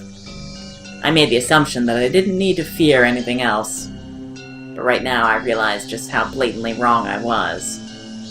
Suddenly, the story Oishi-san told me about the demons all leaving the village to hunt prey floated through the back of my mind. I could tell they were both coming after me without even turning around because of their frenetic footsteps. It was frightening being unable to shake Rena off as she slowly closed in on me, but this didn't even compare. Being pursued with such violent ferocity, this straightforward horror was unparalleled. One of the pursuer's arms grazed my shoulder. Now it wasn't just their frenzied footsteps, but also the distinct sound of their breathing that I could hear. It feels like he's about to experience what Tomitake experienced. Because Tomitake was also carrying a weapon at the time. It was like a large, wooden plank or something, right? But he didn't even manage to get a hit in on anyone, so... Now I could practically feel them breathing on me. They were already right behind me. Calm down, Keiichi, my butter. Still running at full tilt, I felt the surrounding area go still. No, it felt like time itself had stopped. I turned my head back slightly in that frozen world, realizing how close my pursuers had gotten to me. I couldn't win against the legs of an adult. In less than the time it would take to blink twice, when this frozen time began moving again, they'd be right on top of me. On top of me, and then... Don't think about that, Keiichi. First, realize that you won't be able to shake them off like this. If the fact that you can't get away was a given, then you need to make a decision. Go with the right leg or with the left, you just need to decide which one. Let's go with the left. The moment I decided that, the temporal singularity burst into pieces. Right. Left. I swung the bat in a wide arc with my right hand. Using that inertia, I stopped and suddenly spun. No. The two of them were very clearly startled. Momentarily losing sight of me, both of their outstretched arms ready to grab me, instead grasped at empty space. The man on the right, I applaud him being able to figure it out, spun around to the spot I shouldn't have been, and faced me in astonishment. But it was too late. I didn't even need to swing my bat. All I needed to do was extend my arms as I turned around. It was by no means a heavy blow, but it seemed like it had enough power behind it to knock him off his feet. But just knocking him down wasn't enough to scare him away. He got back up in no time. Both of them took a fighting stance and were ready to face me. This made me certain they weren't just two people out for a walk. They were clearly after me. It felt much easier than dealing with Rena. Just by not recognizing their faces, by not knowing them, it made things easier. I smiled wryly on the inside.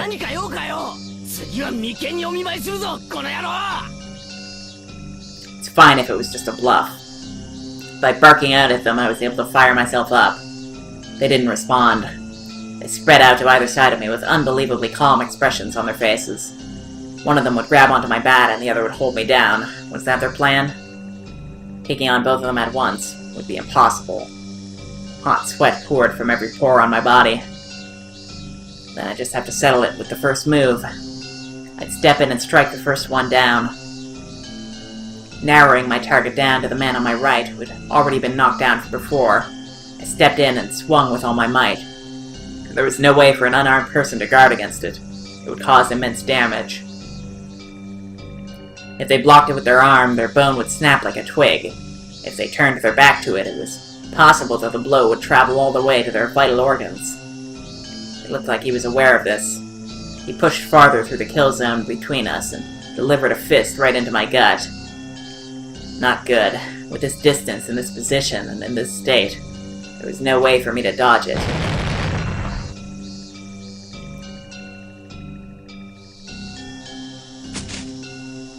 The world flipped upside down. I understood that I was being tossed around like a rag doll. I landed on the soft earth without a sound, feeling the grainy soil press against my face. It didn't hurt at all. But the moment I thought that, I suddenly felt pain coming from the abrasions on my skin, as well as the contents of my stomach being forced upwards, flooding my mouth with a bitter sensation. I knew it very well that I didn't have the time to relish this experience. I stood up as quickly as I could, but at that moment, the other man was already barreling towards me. Being able to comprehend calmly that I simply couldn't dodge it made it all the more upsetting. After plowing into my stomach, full force once again, my assailant twisted around behind me and locked his thick arm around my neck. My throat felt like it was being crushed by his immense strength. I couldn't even contemplate that I was being strangled or that I was about to go unconscious. My vision simply darkened and a silent, whining noise began playing deep inside my mind. It took everything I had to keep myself from blacking out. While this was happening, the other man was more than likely standing in front of me. I wasn't able to open my eyes, but I could feel that he was there. There was nothing I could do now. Unable to shake this arm off me, I couldn't run. I couldn't fight back. In dire straits, I couldn't even come up with a phrase that adequately described my situation.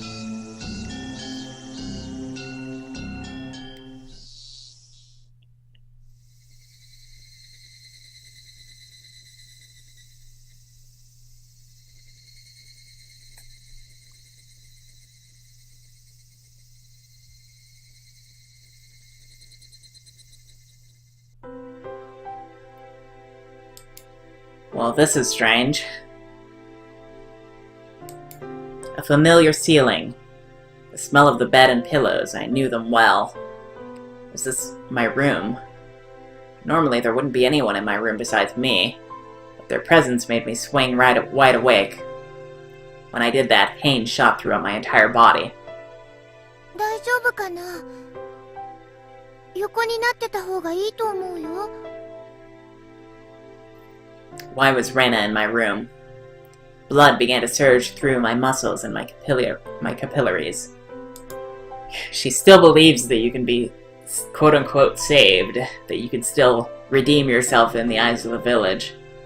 And they didn't want to kill you on a day that wasn't the night of the Ch1 so they probably just did this, but it's gonna backfire, and it's not gonna work. There's no way that this will just... everything will just turn out hunky-dory, and he'll just say, okay, fine, I'll just be a part of the village now, and I'll just be complicit in all this. Like, at this point, there's no way. But Reina's smile belonged to the Reina I knew well. I knew I shouldn't let myself feel this way, but I relaxed thinking that this version of Reina was safe. 俺はどうして？覚えてないの？意識がなくなってからのことは全然。My body had become more lethargic than I could ever have imagined. I guess that would be the expected outcome after exerting everything I had back there. I tried to at least clear my head, but I just couldn't shake the sluggish feeling out of my mind. You know, I was gonna bring up, like, how the hell did they get into his house when he made sure to lock the door, but, I mean, I guess they could have just grabbed the key out of his pocket, so that's not a big deal at all. 一応お医者さんにも電話したから、もうすぐ来ると思うよ。I don't like the sound of that. The doctor. それまで横になってた方がいいと思うな。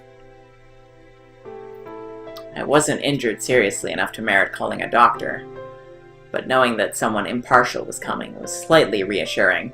Yeah, I would not be reassured by that. 俺どうしてここにいるんだ？確かダム現場で。それはレナが聞きたいな。何があったのかな。レナが行った時にはケイチ君倒れてて。That's gotta be a lie. だから聞きたいのは俺の方だよ。変な二人組に襲われて。Well, 3 weirdos really, but 2 of them you don't know. As I talked about it, I finally remembered what happened right before I passed out. Recalling that memory and the terror that went along with it caused the fogginess around my head to clear right up. Let's forget about those 2 for now. I didn't expect Reina to be nursing me. I thought Reina was trying to kill me. She would have had the perfect chance while I was unconscious.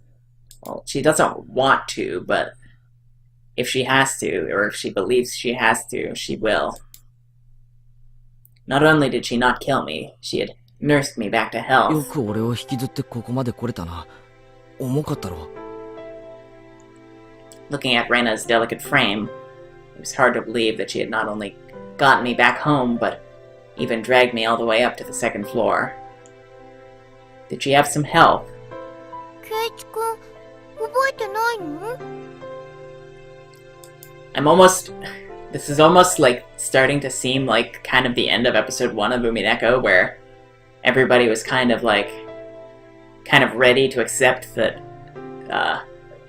oh yeah, this is like a total spoiler in case anybody, like, has gotten this far and just didn't care, but anyway, yeah, when everybody's, like, ready to accept that Beatrice exists, and, like, all that, it's, like, kind of giving me that same feeling. I have a feeling that things might turn out the same way here as well, where it's like he refuses at the last second, and that's what causes everything to go to hell. I don't know. But it feels like it's starting to, like, make it seem like he's about to come around, like he's about to start thinking that it's okay to believe in everything and all that. And just kind of, like, go back to his normal life, but I don't know, I think that would be really difficult to justify. レナはケイチ君に肩を貸しただけだよ。Rena appeared a bit surprised, but still kept her smile. 大丈夫、自分で歩けるってケイチ君が。覚えてない？ I didn't remember. My memory was fuzzy after the point where I lost consciousness. 二人組はどうした？レナが来た時、俺と一緒に、あるいはそばに二人組の男が。いなかったよ。She said it bluntly. The way she stated it felt slightly unpleasant, and I guarantee she's still got that axe with her. Somewhere. I was just too timid at that time. I might have been able to force some answers out of Rena, but if I did that, then this kind Rena might transform into the scary Rena who I didn't know. Fearing that, I didn't press any farther. Thinking about it, it was the obvious choice. If both of those men were there, I don't think Rena would have even stood a chance. No, she was with them, so... I couldn't find a way to explain it unless I assumed she brought me here after those two were already gone. Rena was still smiling. Her eyes sparkled warmly. Yet, I felt like I was hallucinating when I saw something. Something akin to a shadow slowly creeping across her face. That small omen sent shivers down my spine. While Reina was still Reina, I needed to make contact. I needed to contact Oishi-san. Reina stopped me when I tried to get out of bed. She said it would aggravate my wounds, so I should sleep. トイレに行きたいんだけどな。ごめん。Reina couldn't say anything else. While Reina stayed in the room, I quickly went downstairs to get the phone receiver in the living room. When I approached the front door, a doorbell rang. It must have been the doctor Reina had called. It was strange for a patient to welcome in the doctor who was making a house call. If this is a new character, I have a feeling that they're going to be important, so we should keep in mind. They might even have a sprite, who knows. But it would be incredibly reassuring to have him here, for the considerable time it would take Oishi-san to get here. I carelessly opened the door with that simple assumption, and regretted it almost instantly. ミオン。あれ？元気そうだね。倒れてたって言うから様子見に来たんだけど。なんで俺が倒れてたって知ってるんだよ。レナが電話してきたから。他に理由が必要？ I understood why she would call a doctor, but why Mion too? Reina was descending the stairs behind me. レナ、ケイちゃん大丈夫そうだよ。たく、心配して損した。そうだね。レナも心配して損したかな。They both began laughing. It appeared to be cheerful laughter, but I couldn't shake the feeling that there was a darkness looming over them. うわ、何この下駄箱。どうしてたの？ The shoe rack that I'd smashed to pieces had been like that since yesterday. 転んでさ、その拍子に持ってたバットで叩いちゃったんだよ。持ち慣れないもん振り回してるからこういうことになるんだよ。I kept the fact that it was none of her business to myself. でもこれじゃ、おばさまたちが帰ってきたらびっくりしちゃうね。That line there. I kept the fact that it was none of her business to myself. Like, that's like almost like an oxymoron. 後でレナが片付けておくね。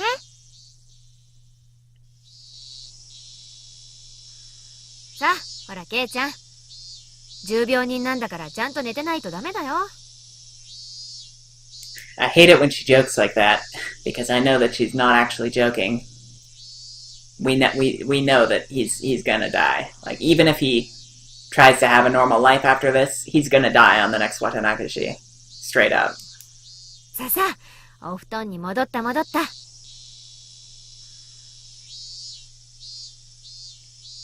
Both of them urged me up the stairs. You should take this opportunity to be like, well, actually, I just went downstairs to use the bathroom, and I never actually got to because Mion came to the door, so now I need to use the bathroom, and then call Oishi. But someone might, like, insist on accompanying him, so that might be bad. I don't know. I had no chance to call Oishi-san. I was pushed into my bed. As it was the first time Mion had been in my room, she began searching around it intently. She fiddled around my room and was scolded by Rena. You can imagine how it went. It was uncomfortable having my room poked around, but the conversation was so benign that it was heartwarming. During that innocent conversation, Mion said something as though it was perfectly ordinary.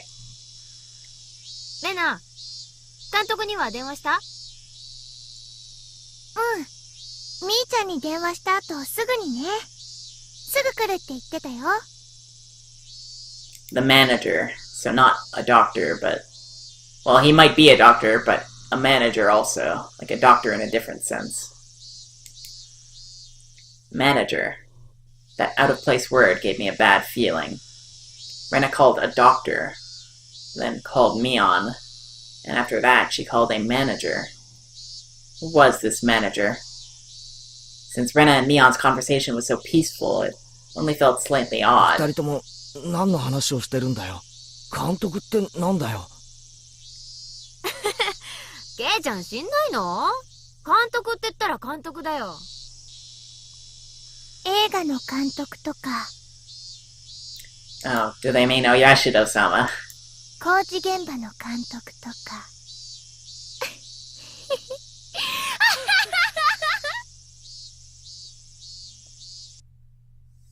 I dug through all my memories for a manager who might have business with me.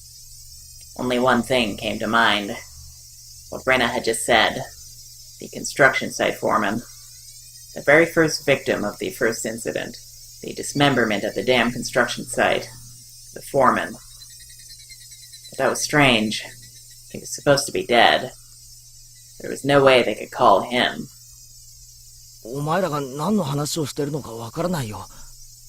I wonder if they've all just been like hiding the existence of this person. The village has just been like collectively hiding this person's existence, and he's been alive and around the entire time. その監督が俺と何か関係あるのか？来るって言ったけど、うちに来るのか？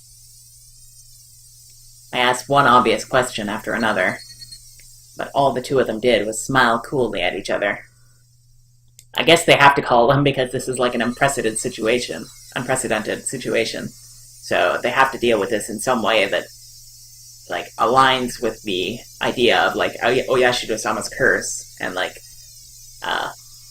him only dealing with things on the night of the Watanagashi. So they basically need someone else's like expertise on the subject because it's like such a situation that's strange. There was a huge difference between how the two of them appeared and how my suspicions were playing out. Slowly, I felt discomfort and panic welling up inside me. I couldn't understand what Rena and Mion were talking about. ケイちゃん、最近は野球に凝ってるんだよね。監督。それ聞いたら喜ぶと思うな。だから、監督って誰だよ。監督は監督さんだよ。だから、監督って誰だよ。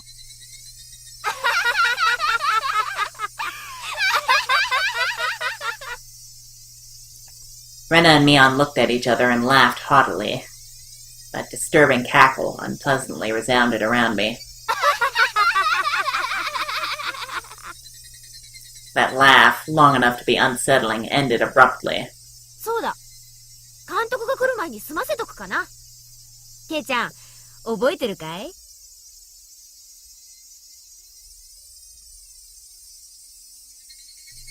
Her face was laughing, but Mion's eyes told a different story. 覚えてるって何をだよ。ケイチ君忘れちゃったのかな。罰ゲームなんだよ。Alright, that. They did mention that. 罰ゲームなんだよ。I didn't really, like, I wasn't really thinking about it, but I did notice at the time that they kind of forgot about it. 忘れちゃったのかな。おはぎの宿題。どれがレナの作ったおはぎかを当てる宿題。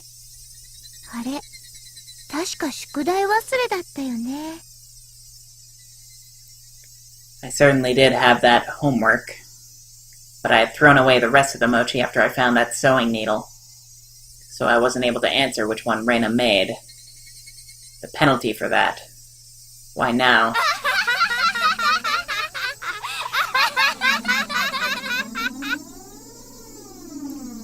No doubt my question was written all over my face.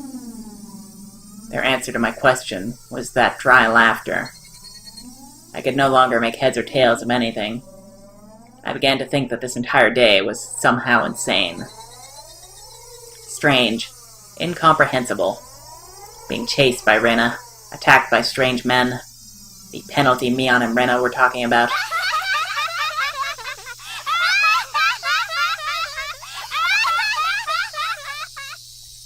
Honestly, that laugh is, like, less creepy to me and more just, like, sad. Like, it's actually just unnerving in that way, where it's like, it's unfortunate and it makes me feel bad. What were those two laughing at? It didn't take that long for me to realize I had been dragged into an abnormal situation. Who were these two? Who were these people? Who were these doppelgangers of Rena and Mion? Rena had gotten behind me at some point. Why was she pinning my arms behind my back? 動かないでね。罰ゲームだから。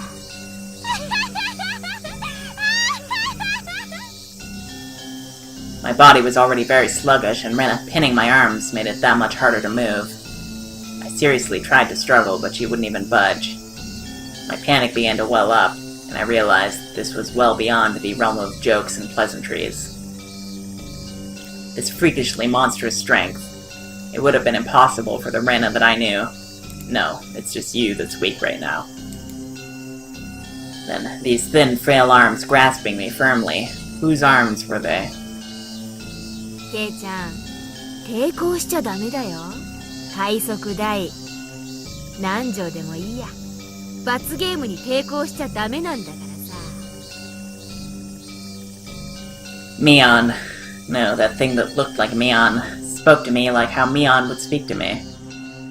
But I was certain that this was not Mion. Someone who wasn't Mion. Someone who was just pretending to be Mion.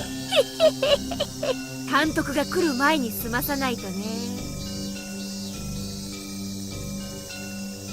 Mion fished into her pockets and pulled out something bizarre. Oh god, are they gonna... I hope there's not like some actual gruesome torture scene here. I could tell what it was just by looking, but for such a thing to be in her pocket, my mind wouldn't accept it. なんだよ、それ。It was a small syringe. Oh god, that's actually terrifying. It was a small clear syringe, the kind a doctor might use if you went to them with a high fever. Rena held me even tighter, and I could hear that clattering laughter that no longer sounded like laughter blaring into my ear. That eerie laughter wasn't something that Rena and I could ever produce, or the Rena I knew could ever produce from her own throat. Although I wonder if they're going to inject us with something similar to what they did to Tomitake.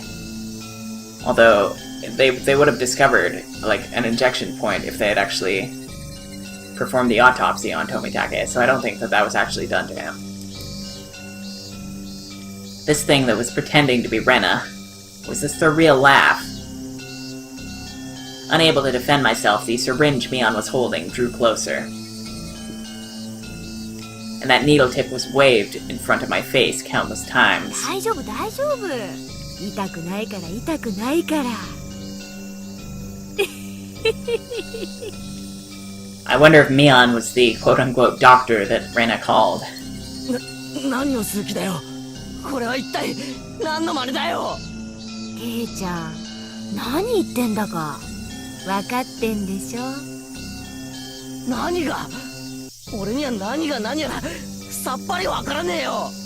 知ってるくせに今さらかまととぶられてもな。わけのわからないことを言って俺を煙に巻くのはやめろ。富武さんと同じ目に遭ってもらう。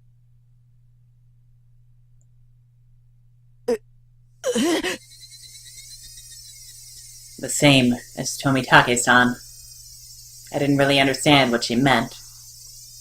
What did that have to do with the syringe? ケイチ君、うすうすは気づいてたくせに。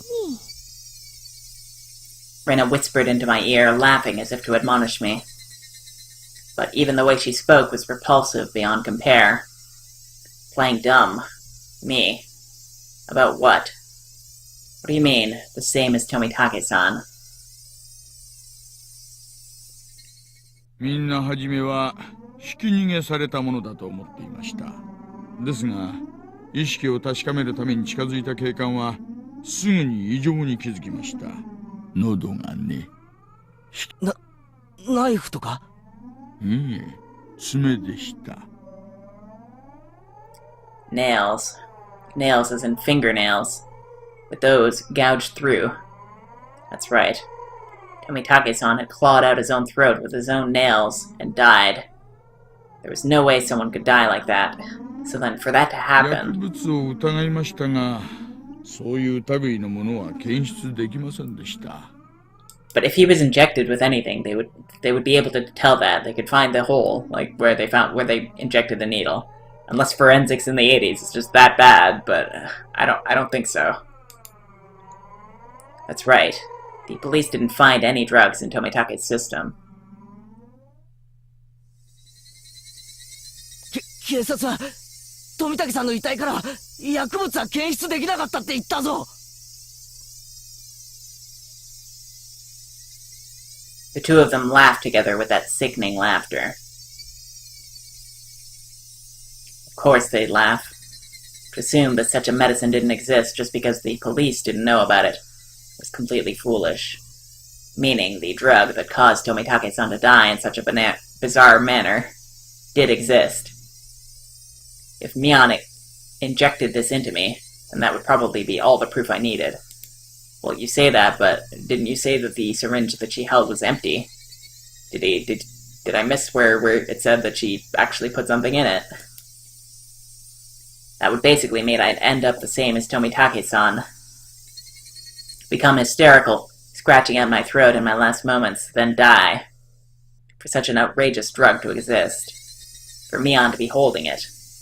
And that I was about to be injected with it. At that moment, I did not feel that there was any need whatsoever to question it.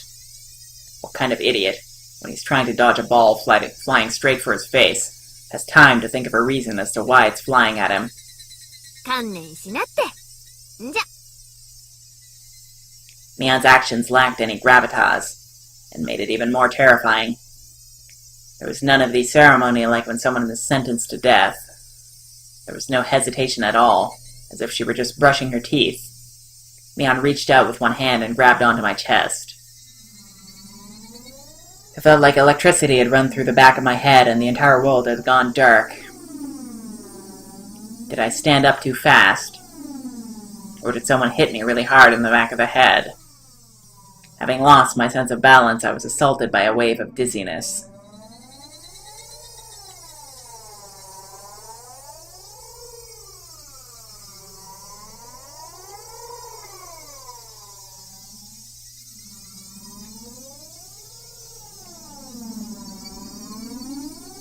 Well then,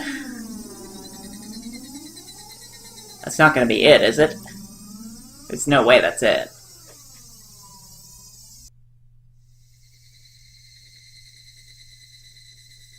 You know, it's been almost 2 hours. I feel like I should end it here, but at this point, we've been going one chapter per video, so screw it, even if it's 3 hours or whatever, it's fine.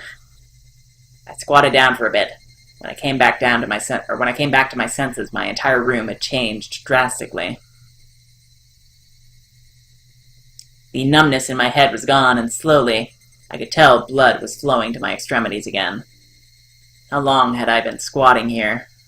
How many minutes? Or has it been hours? It was almost as if the hands on the clock had stopped moving the entire time my eyes were closed. That's how little time had passed. Really. The air in the room wasn't filled with that madness from before, only a dull silence. Rena wasn't there pinning my arms, and Mion wasn't there about to inject me with a needle. No way. Could it be? all of it was a hallucination? I don't think so. I think if anything is a hallucination, it's going to be this, after those drugs were injected to your system. There was no other presence in the room besides my own. It was the weirdest experience I'd ever had. I was certainly with Rena and Mion. I doubted my sanity for a moment, but I was also seized with some sort of discomfort. I guess that terrible ordeal was a hallucination. Neither Rena nor Mion, they would never do something so terrible. My head grew hot. I could tell my emotions were welling up. Why? That wasn't a reason to cry. Why? It was sorrow. Why was I sad? I don't understand. I don't understand. Kind to everyone, not discriminating against age or gender. Mion. That Mion was sprawled by the window in an unnatural pose. Oh. Blood stained her a deep red from her head down to her chest. The bright crimson smeared on the walls. That splatter had undoubtedly come from Mion. She always had that bright smile and was kind to me the day I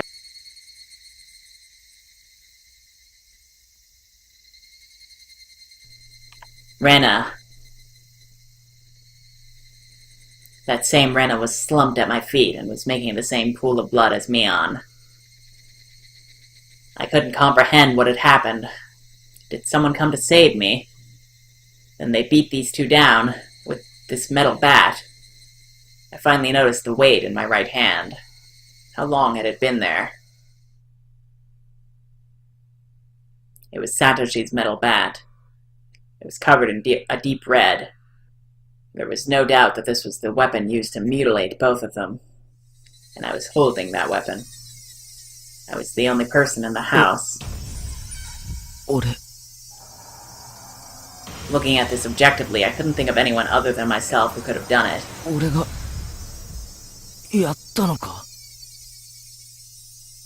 That's right. Keiichi Maibara. Of course I did it. I told myself gently, as if coaxing myself. Hey, me. There's no reason for you to remember it, nor is there a need to regret it. Eat or be eaten. You get that, don't you? I mean, would it count as self-defense in this situation? I don't know. I feel like there's not enough evidence in favor of that self-defense argument. So,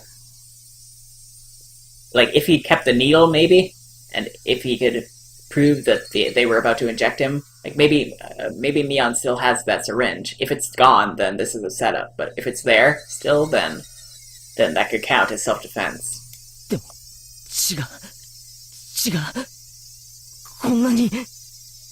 Although I understand he's not going to be in any condition to be thinking about this right now.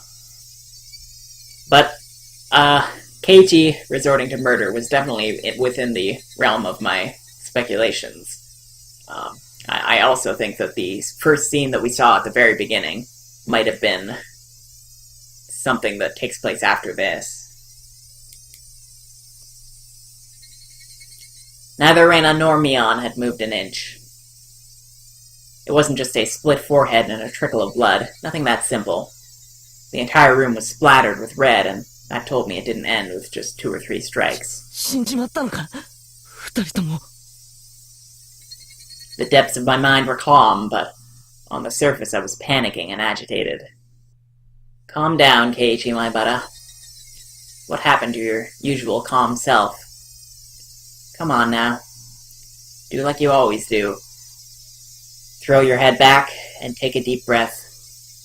Come on. Once, twice. Breathe deeply. The problem is there's still someone on their way here, like this manager, of course. I wonder if we're going to get a glimpse of them before that happens. Or before whatever happens. Calm down. Calm down. I chanted that over and over in my head and relaxed.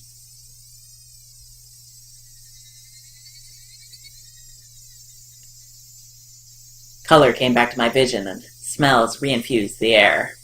At the same time, I remembered what happened when I blacked out.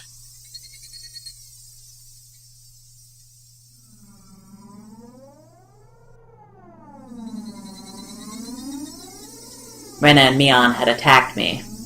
They were about to inject me with whatever caused the same symptoms as Tomitake-san. Right before that happened, I fought back. I twisted my whole body and threw Rena as she was pinning my arms. Then I followed through with my spin and rammed my foot as hard as I could into Mion's torso. It was soft. Rena tried jumping on me, so I tackled her as hard as I could and slammed her against the wall. I didn't let that brief moment of having them off balance slip by. Satoshi's bat that was left carelessly by the side of my desk, that was a mistake.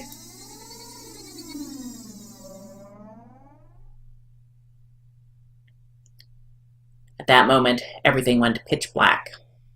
There was nothing recorded past this point in the videotape of my mind. No, that wasn't right. It wasn't that there was nothing recorded. It was recorded just fine. Just the other me inside myself had told me not to look and had turned off the TV. Just because the screen had gone black and I couldn't see it, didn't mean that the videotape within me hadn't recorded it. The TV was just off. The video was still playing. The tape within me creaking along, still playing. On the other end of that pitch-black screen, that horrifying video was still playing on.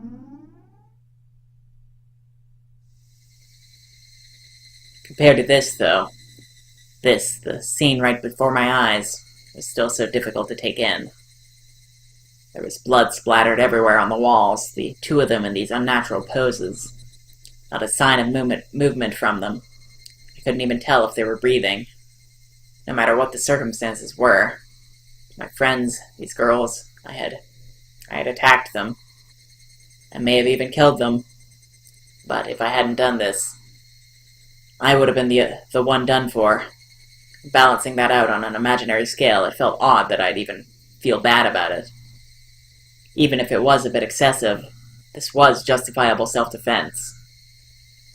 The proof was all here. The two of them had collapsed here, and Mion's syringe. Mion's syringe filled with some unknown drug would certainly solve the mystery surrounding the incident with Tomitake-san.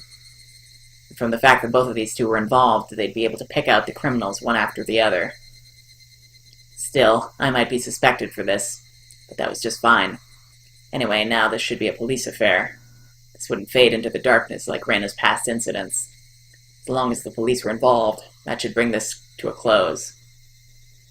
They'll probably revisit their investigation on the chain of incidents. Oishi-san would definitely get to the bottom of it. Meaning, my wish of not wanting to die, of wanting to know the truth, that would be fulfilled in its most basic form. It was all a matter of time now. The doctor Rena called should be getting here soon. I'll confess everything to him. I needed to contact Oishi-san.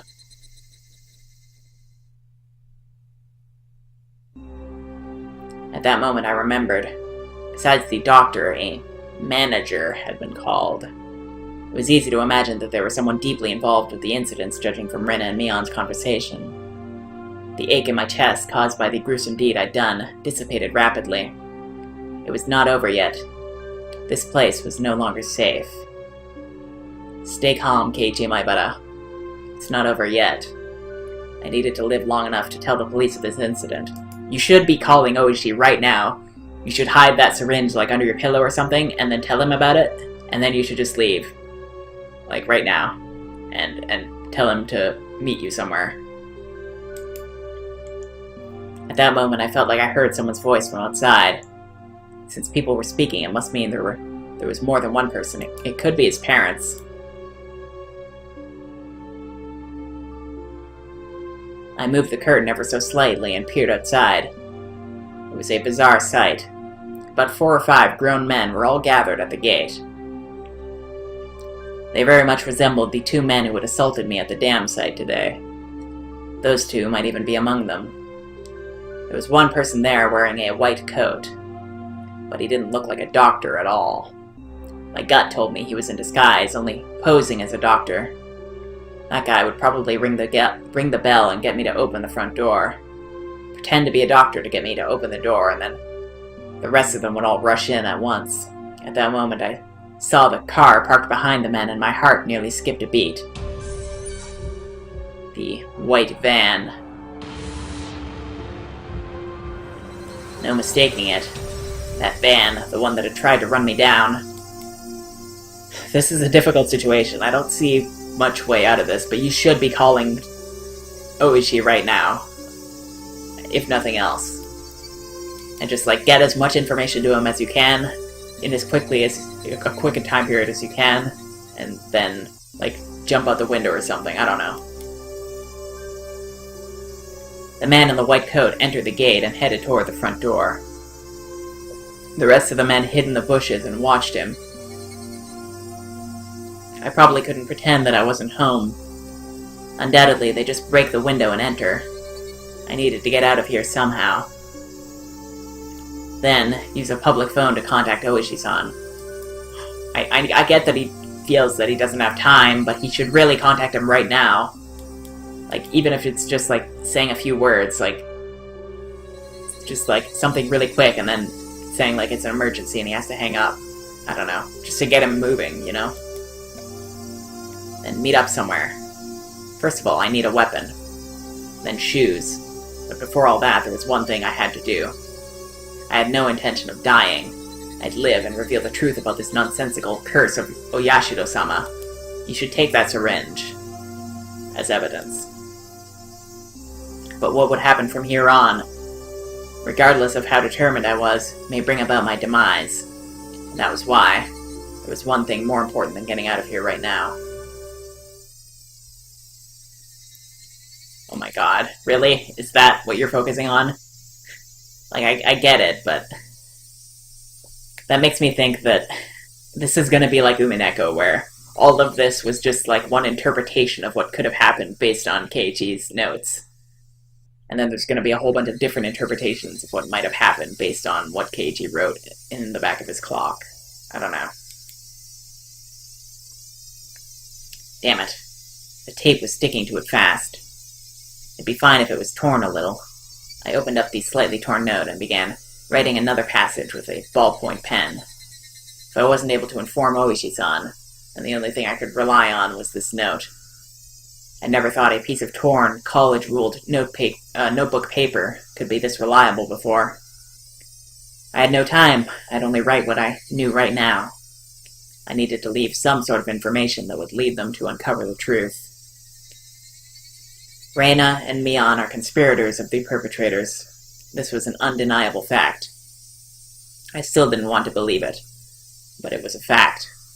Anyway, I'd leave all the information that would help lead them to finding the perpetrators. There are 4 or 5 adults, maybe more.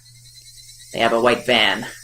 This was everything I was able to see from the window. I guess you couldn't see the license plate from the window. There may be more. Also, there was that unidentified person known as the manager. To begin with, the term manager didn't even mesh with Hinamizawa at all. If they were going to include the managers from the past incidents, then the only one of this is the construction foreman, the victim from the first murder. The very first victim in the chain of incidents. Killed in a lynching, his body divided into 6 pieces. Okay, so that's not the one who went missing. That's the guy who was killed. So it obviously can't be him. His right arm was never discovered. The police should have confirmed that death. But Rena and Mion did both call him manager. They said manager. They wouldn't use that term to refer to someone who was dead. The police would never even conceive that someone who was deceased could be involved. Could that be some sort of oversight? I didn't know. But even if I didn't know, it could be a big hint for Oishi-san. That's right. They needed to start fresh from the first incident. It wasn't just a simple dismemberment, but the start of this string of mysterious deaths that would follow, so then there must be something hidden there.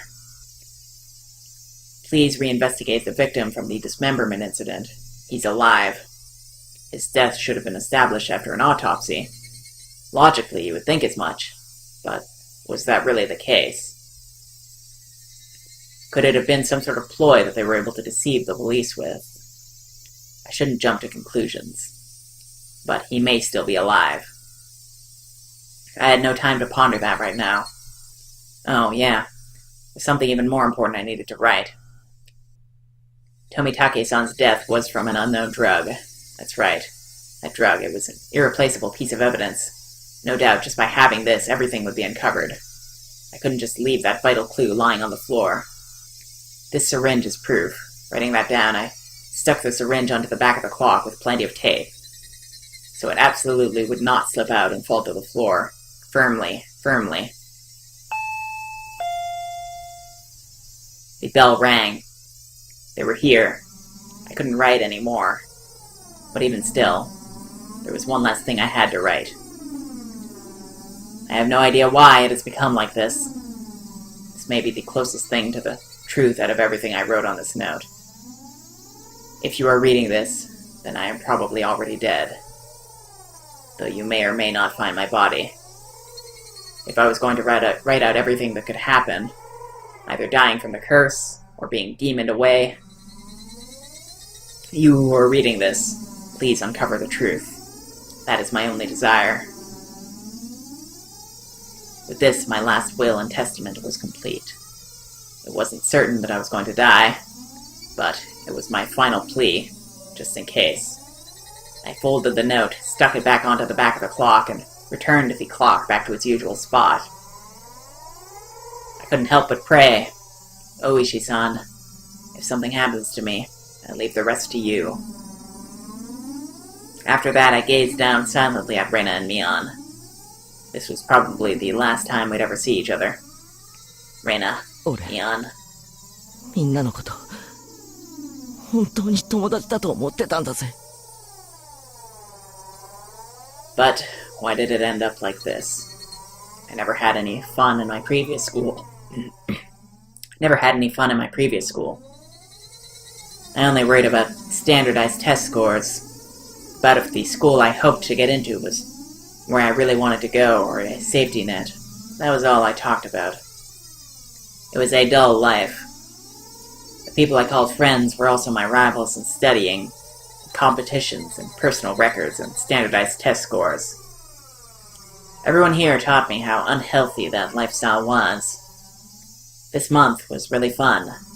Making a fuss over lunch, making a fuss over the club, making a fuss over the festival. Something hot began dripping from my face. Uncontrollable tears. Should have had no obligation to shed tears for them. But they wouldn't stop, even if they were after my life. Even if they were trying to kill me. Everything that had happened this month, I wouldn't forget it. Or could it be those happy days were all a facade as well? Was it all a trap, meticulously orchestrated, up until today, to ensnare me? Could it have been that I had just arbitrarily assumed that they were my friends? That couldn't have been the case. Both Rena and Mion, they really were my friends. Those happy days, there was nothing fake or unclear about them. Someone probably forced them to try to kill me. I think if anybody forced anybody to do anything, it was this village forced, like, the entire circumstances surrounding this village forced everything that happened here. And it's probably going to force everything that follows in the future chapters, so let's just continue on. Or their minds were taken over, possessed by the supernatural entity known as Oyashido-sama. Regardless, both Rena and Mion, they were the best friends ever. And when they were coming after me, it wasn't of their own volition.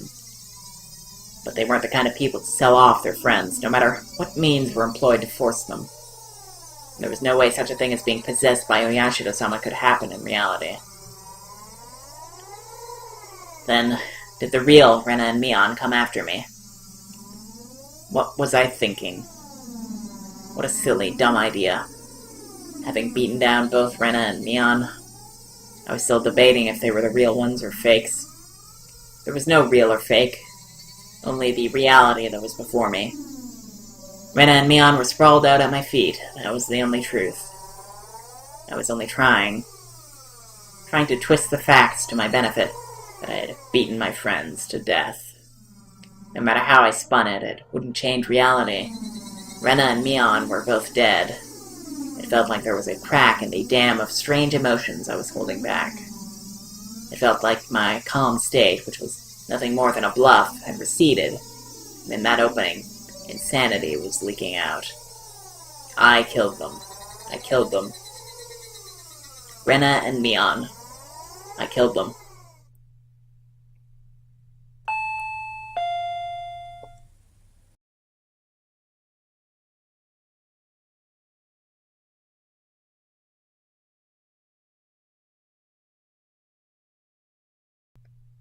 The doorbell rang again.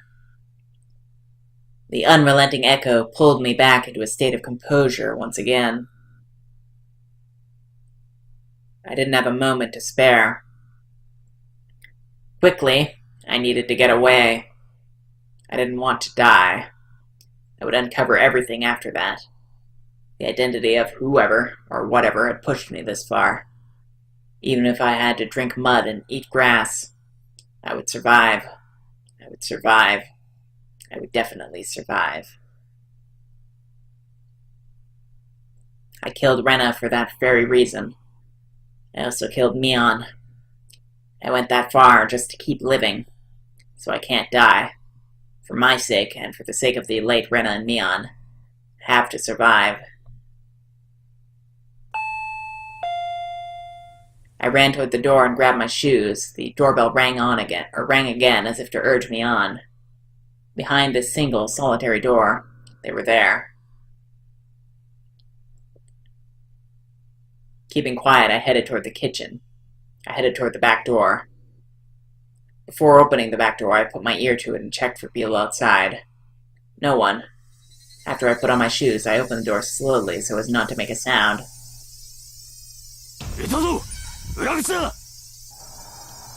A piercing voice echoed out. That voice stabbed through me, setting my hair on end. I had to run. Get out of here, Keiji. One after the other, I felt stuff like rationale and intelligence, those things you use when you have time to spare, spill out of me. I didn't feel any pain from the branches scratching my arms and forehead. My autonomously pulsing heart also felt neither fatigue nor pain. My entire being just wished to live. There was nothing else it desired. It probably had no complaints whatsoever. So of course I wouldn't feel fatigue. I just ran, just recklessly, rushing in the direction I was already heading. Even if nobody was chasing after me, I'd still be running like this. There wasn't a thought in my mind about where I was headed. Turning around, I felt a presence right next to me. That presence was, without a doubt, chasing me like my shadow. If I took even one misstep, I would be devoured. That's what I thought. So I didn't turn around. I didn't stop. I ran. At full speed.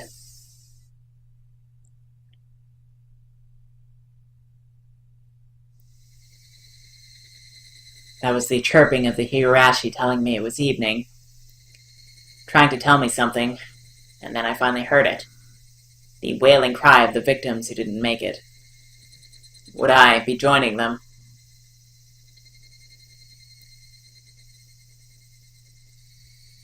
Only the Higurashi knew. They knew everything. They definitely knew. So I ran toward where I could hear more of the Higurashi's chirps. But the farther I ran, the farther away their chirping became. I couldn't get near them. Why are you all running away? Was it my fault? Was I the one to blame? Then I'll apologize.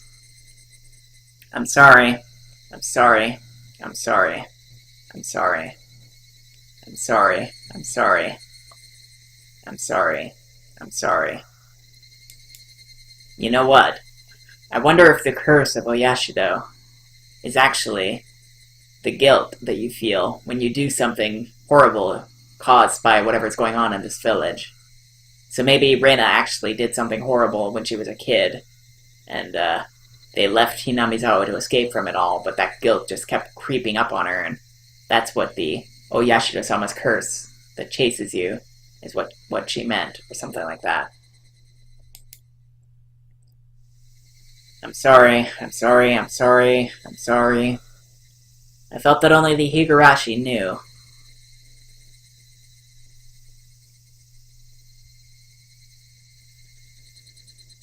Is this really it? Normally there's only 2 of these, like, transitions per chapter. But it feels like that could be like a conclusive end. But it isn't. Honestly, I should have just stopped at the first one of those, but now I'm suddenly at this point, so I don't know. I almost want to keep going. I mean, yeah, let's just keep going. This will probably be the finale of Chapter 1, so let's just keep going until the end. If it ends up being too long, then maybe this will have been split into 2 episodes, but for now, we're going to keep going. The smoking room was filled with a cloud of cigarette smoke. The expensive smoke filter gave off some crackling, electric noise, but didn't seem like it was doing anything at all. Why do smokers have to be shoved so far down this corridor where the sun didn't even reach?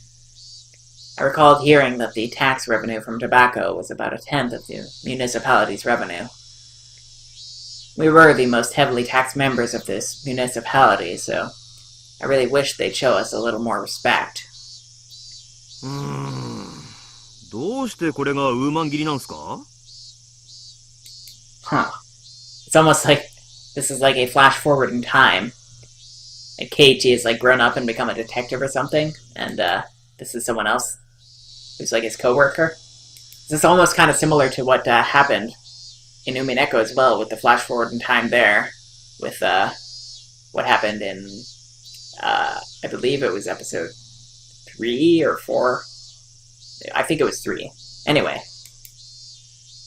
街が狭くなっちゃうっすよ。One of the younger detectives was having a staring contest with the Mahjong magazine called Next Turn. ウーマン切ってもテンパイ崩れませんから、背底にかけるなら両面で受けた方がチャンスあるんじゃないですか? I think this is probably a glitch, but that looks like Tomitake actually, so... yeah, this is clearly a glitch, so we should be seeing him there, but there's some kind of glitch with the mod that I'm using, the graphics mod. But anyway, I can clearly recognize it's Oishi-san, I mean, not Tomitake. So, yeah. クマちゃん、川を見てください。Oh, there we go, there he is. ウーマンは全員切ってますから、安牌なんですよ。Alright, so this is not actually a flash forward. It seems like it doesn't want to have these 2 on the screen at the same time, which is weird, but that's fine. 終盤で K 点に走った誰かがダマで待ってたら嫌でしょ? The kid let out another groan, put out his cigarette, then took out another one. 納得いかないっすね。You know what I think's gonna happen? I think that in one of the future episodes, I bet you anything, Oishi's gonna die. And then the reason why this character, Kuma-chan, has a portrait is because he's gonna be the taking up the role of Oishi-san in that route. I can almost guarantee that's gonna happen. わざわざ自分で当たり牌減らすなんて。ちなみに、背底で当たり牌出しても論しちゃダメですよ。え？どうしてですか? Just then, I heard a voice coming from down the hall. いますか? 一般の方から凱旋です。ありゃ、こりゃどうも。それじゃ、ちょいと失礼。Oh my god, did he actually make it? どうして論しちゃダメなんすか? ああ、待ってくださいよ、大石さん! The man sitting in the seat Oishi-san was heading towards waved at the telephone receiver. Like, there's something strange about this visual novel where Umineko did the same thing, where, like, you would expect it to do the cliche thing, and then it ends up just, like, keeping going in a way that you don't really expect. Like, you expect a certain ending point to, like, be the point where it ends, and to end kind of ambiguously, but no, it's actually, like, continuing onward and going in places that I just don't expect. 凱旋です。講習から。ああ、どうもすいません。お待たせしました。大石です。もしもし。大石さんですか。もしもし。前原さんじゃありませんか。どうもどうも、こんにちは。From the tone of Maibara's voice, I already knew he was in a predicament. This was the first time Maibara-kun had phoned me. And he was calling from a 落ち着いてく payphone. ださい。何がありました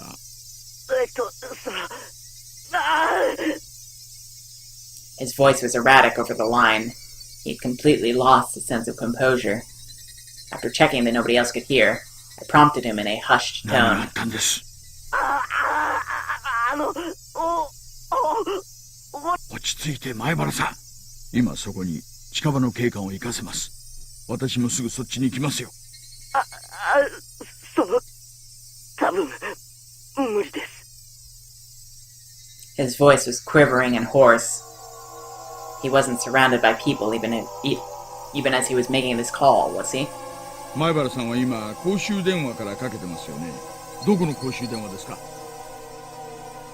There were no other sounds besides Maibara-kun's voice. It had to be a phone booth. I scratched out a note and thrust it at my colleague sitting across from me. Hinamizawa, phone booth. He understood quickly and hastily started on the internal lines. 落ち着いて前原さん。今どういう状況なんです？ It was best practice to avoid flustering someone panicking, but this was an urgent case. Maibara-kun didn't just get in trouble, get away, and then call me. He was in the midst of something dangerous right now. But yelling at Maibara-kun right now would just needlessly cause him to be even more frantic. Maibara-kun wasn't just calling to seek help. He was trying to tell us something more than that. And whatever that was, if I didn't get it from this call, I was certain there would never be another chance. And they're not showing this to us because we know that he doesn't make it. Because if he did make it, then that part would have been known to us as the viewer. But this is all we know, and this is all, from Oishi's perspective, this is what the public knows about the case. That's what I'm gonna guess from here. My colleague pushed a note in front of me. There's only one booth in Hinamizawa. A patrol car is on the way. 5 minutes. 警らには何人乗ってます？ 2人です。 Not enough. If it was as I imagined, there were likely quite a few people surrounding Maibara-kun. 5 minutes was too 南川 long. の駐在さんには電話しました。定時巡回の時間です。家人は留守で連絡不能。そう。熊ちゃん、車を回してください。了解っす。もしもし、大石さん。もしもし、大丈夫です。ちゃんと聞こえてますよ。There was something wrong with Maibara-kun. That wasn't a normal coughing sound. Vomiting? Or was it blood? Had he already been attacked? Was he injured? 前原さん、今そこに警官が向かってます。2、3分で到着しますから何とか持ちこたえてください。もしもし、聞こえてますか？前原さん。I could hear on the other end of the line that he was having a coughing fit. The worst possible situation popped into my head. 犯人は誰です？何人なんです？俺も最初は人間が犯人なんだと思いました。I couldn't tell if that was a cough or vomiting. I feel like what's gonna happen is that literally the entire village is after him, and he's just gonna dismiss that as being Onikakushi, or what was his name? I've already forgotten. Oyashido-sama. He's gonna dismiss that as being Oyashido-sama, possessing everyone, because he just doesn't believe that everybody could all be in on it together, but they are. 大丈夫ですか？前原さん。犯人は人間なんだって。お社様のたたりなんかないんだって。ついさっきまで。だけど、やっぱり。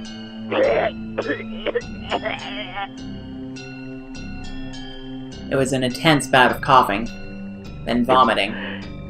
やっぱり、お社様ってのは、います今。前原さん、どうか落ち着いて。なんかさっきからおかしいと思ってたんです。ずーっとつけてくるんですよ。走っても影みたいにぴったりくっついて、だけど少しずつ俺の背中ににじり寄ってくるんです。前原さん、そいつは今ひょっとして前原さんの後ろにすぐ後ろに。お願いです前原。怖いのはわかります。ですがお願いです。あなたの後ろに誰がいるんです？振り向けるわけないじゃないですか。振り向いたら俺。怖いのはわかります。でも教えてほしい。ちょっと振り返るだけでいいんです。前原さんの後ろに誰がいるんです？ Right after I said that, I could hear him vomiting intensely. What followed was a nightmarish 前 sound. 原さん、あんたまさか喉を引っかいてたりはしないでしょうね。There was no answer, but I could hear something like scratching. There was a bang as if something was being hit.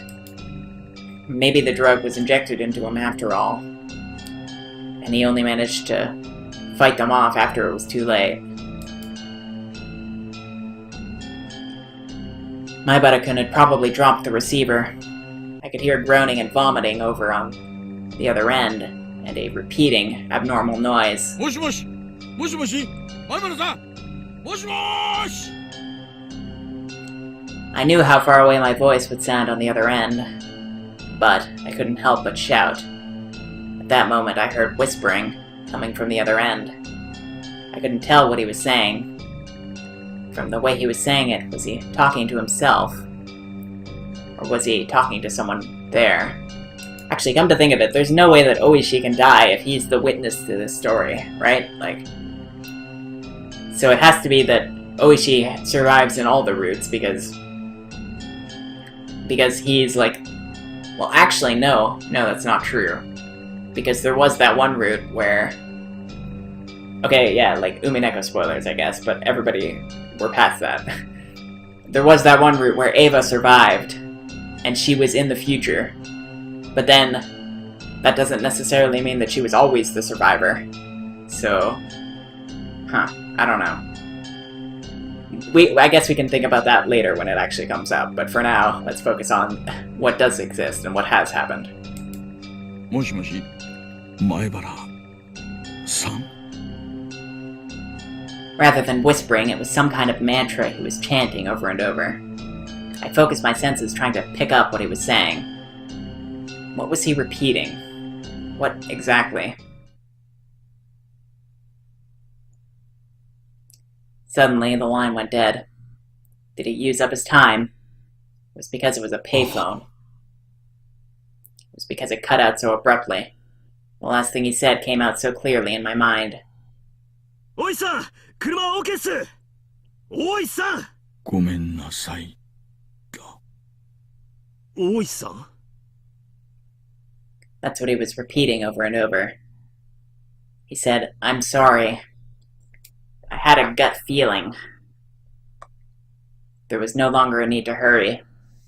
I could hear the chirp of the Higurashi spilling in from the open window. I should have been able to hear them this entire time. I just wasn't paying any attention. Why did I focus on them all of a sudden? Were they trying to tell me something? Oh god, it's like the curse has been passed on to him now. Only the Higurashi knew. That's how I felt.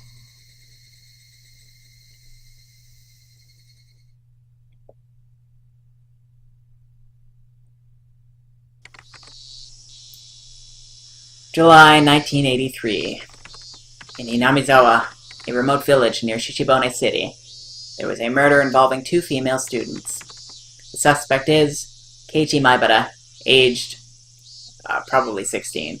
「 Probably 16. the suspect called over his 2 female classmates, Reno Ryugu, Mion Sonozaki, to his house and beat them to death with a metal bat. Well, that's not what happened at all, but I guess that's how they're going to spin it.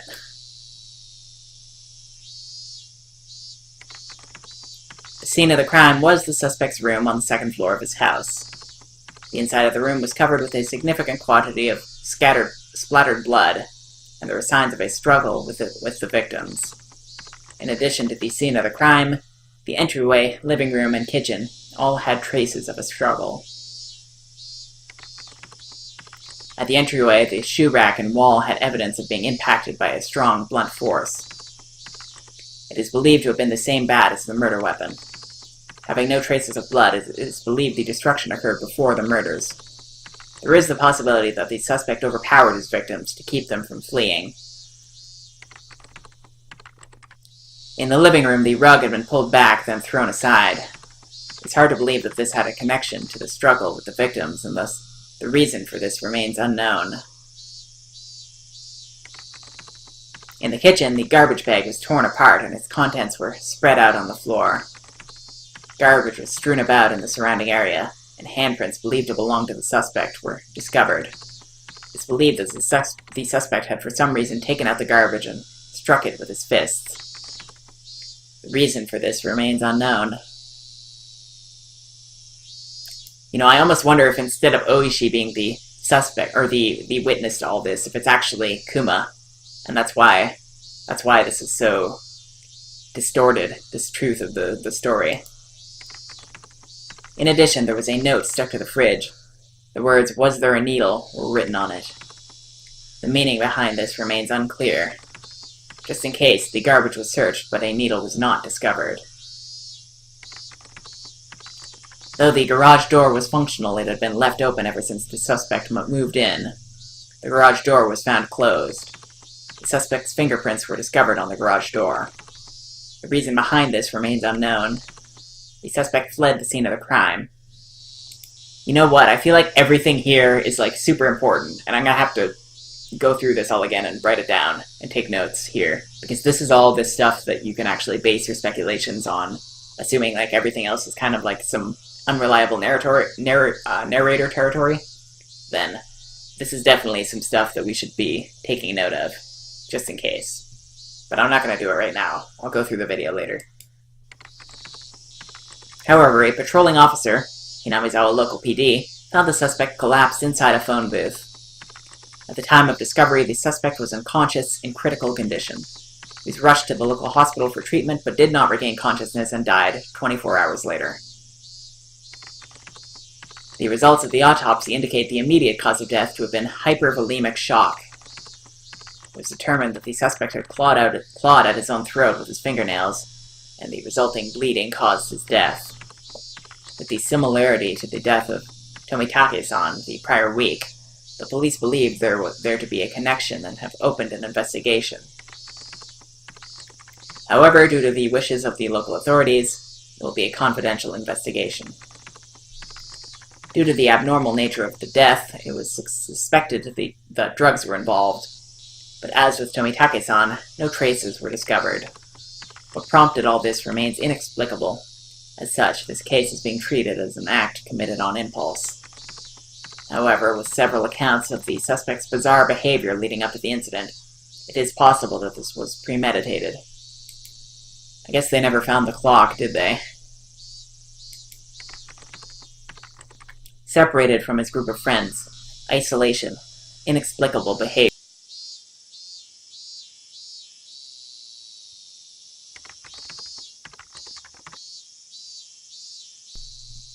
Several days before the incident, the suspect began carrying around a metal bat. The suspect was observed displaying aggressive behavior, as well as talking to himself at school. His classmates have actually heard portions of what he was saying. 2 days before the incident, the suspect declared to his parents the possibility of his death. Due to these circumstances, the police have begun an investigation on the possibility that the crime was not committed on impulse, but was instead planned several days in advance. Afterwards, a note was found in the suspect's room that he had written himself. The note was written on 2 sheets from a B5 college-ruled notebook that had each been torn in half, and as if trying to conceal it, was stuck hidden behind a clock on the wall. The contents are as written in the appendix. The police believe it to be strongly related to the incident.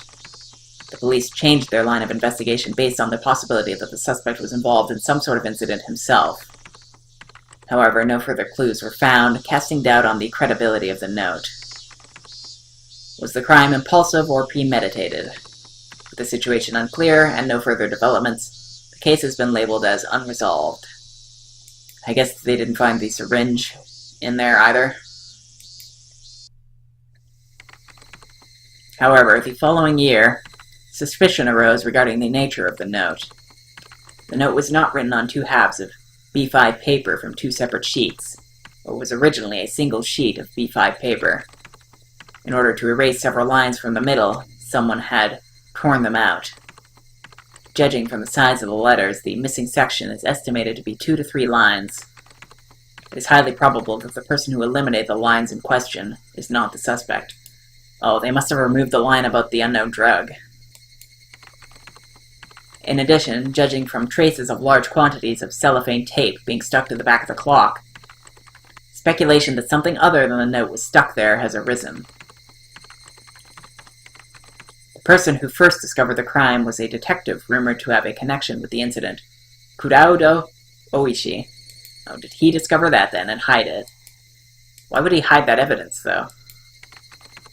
He underwent voluntary questioning, but denies involvement in any damages to the note. The suspect's note. I, Keiichi Maibara, am in fear for my life. I do not know why they are after my life. The only thing I do know is that it has to do with Oyashido-sama's curse. Rena and Mion are conspirators of the perpetrators. There are 4 or 5 adults, maybe more. They have a white van. This is all on the first sheet. The section below this has been ripped out. This is from the second sheet. The section above this has been ripped out. I have no idea why it has become like this. If you're reading this, then I am probably already dead. Though you may or may not find my body. You who are reading this, please uncover the truth. That is my only desire. Keiichi Maibara.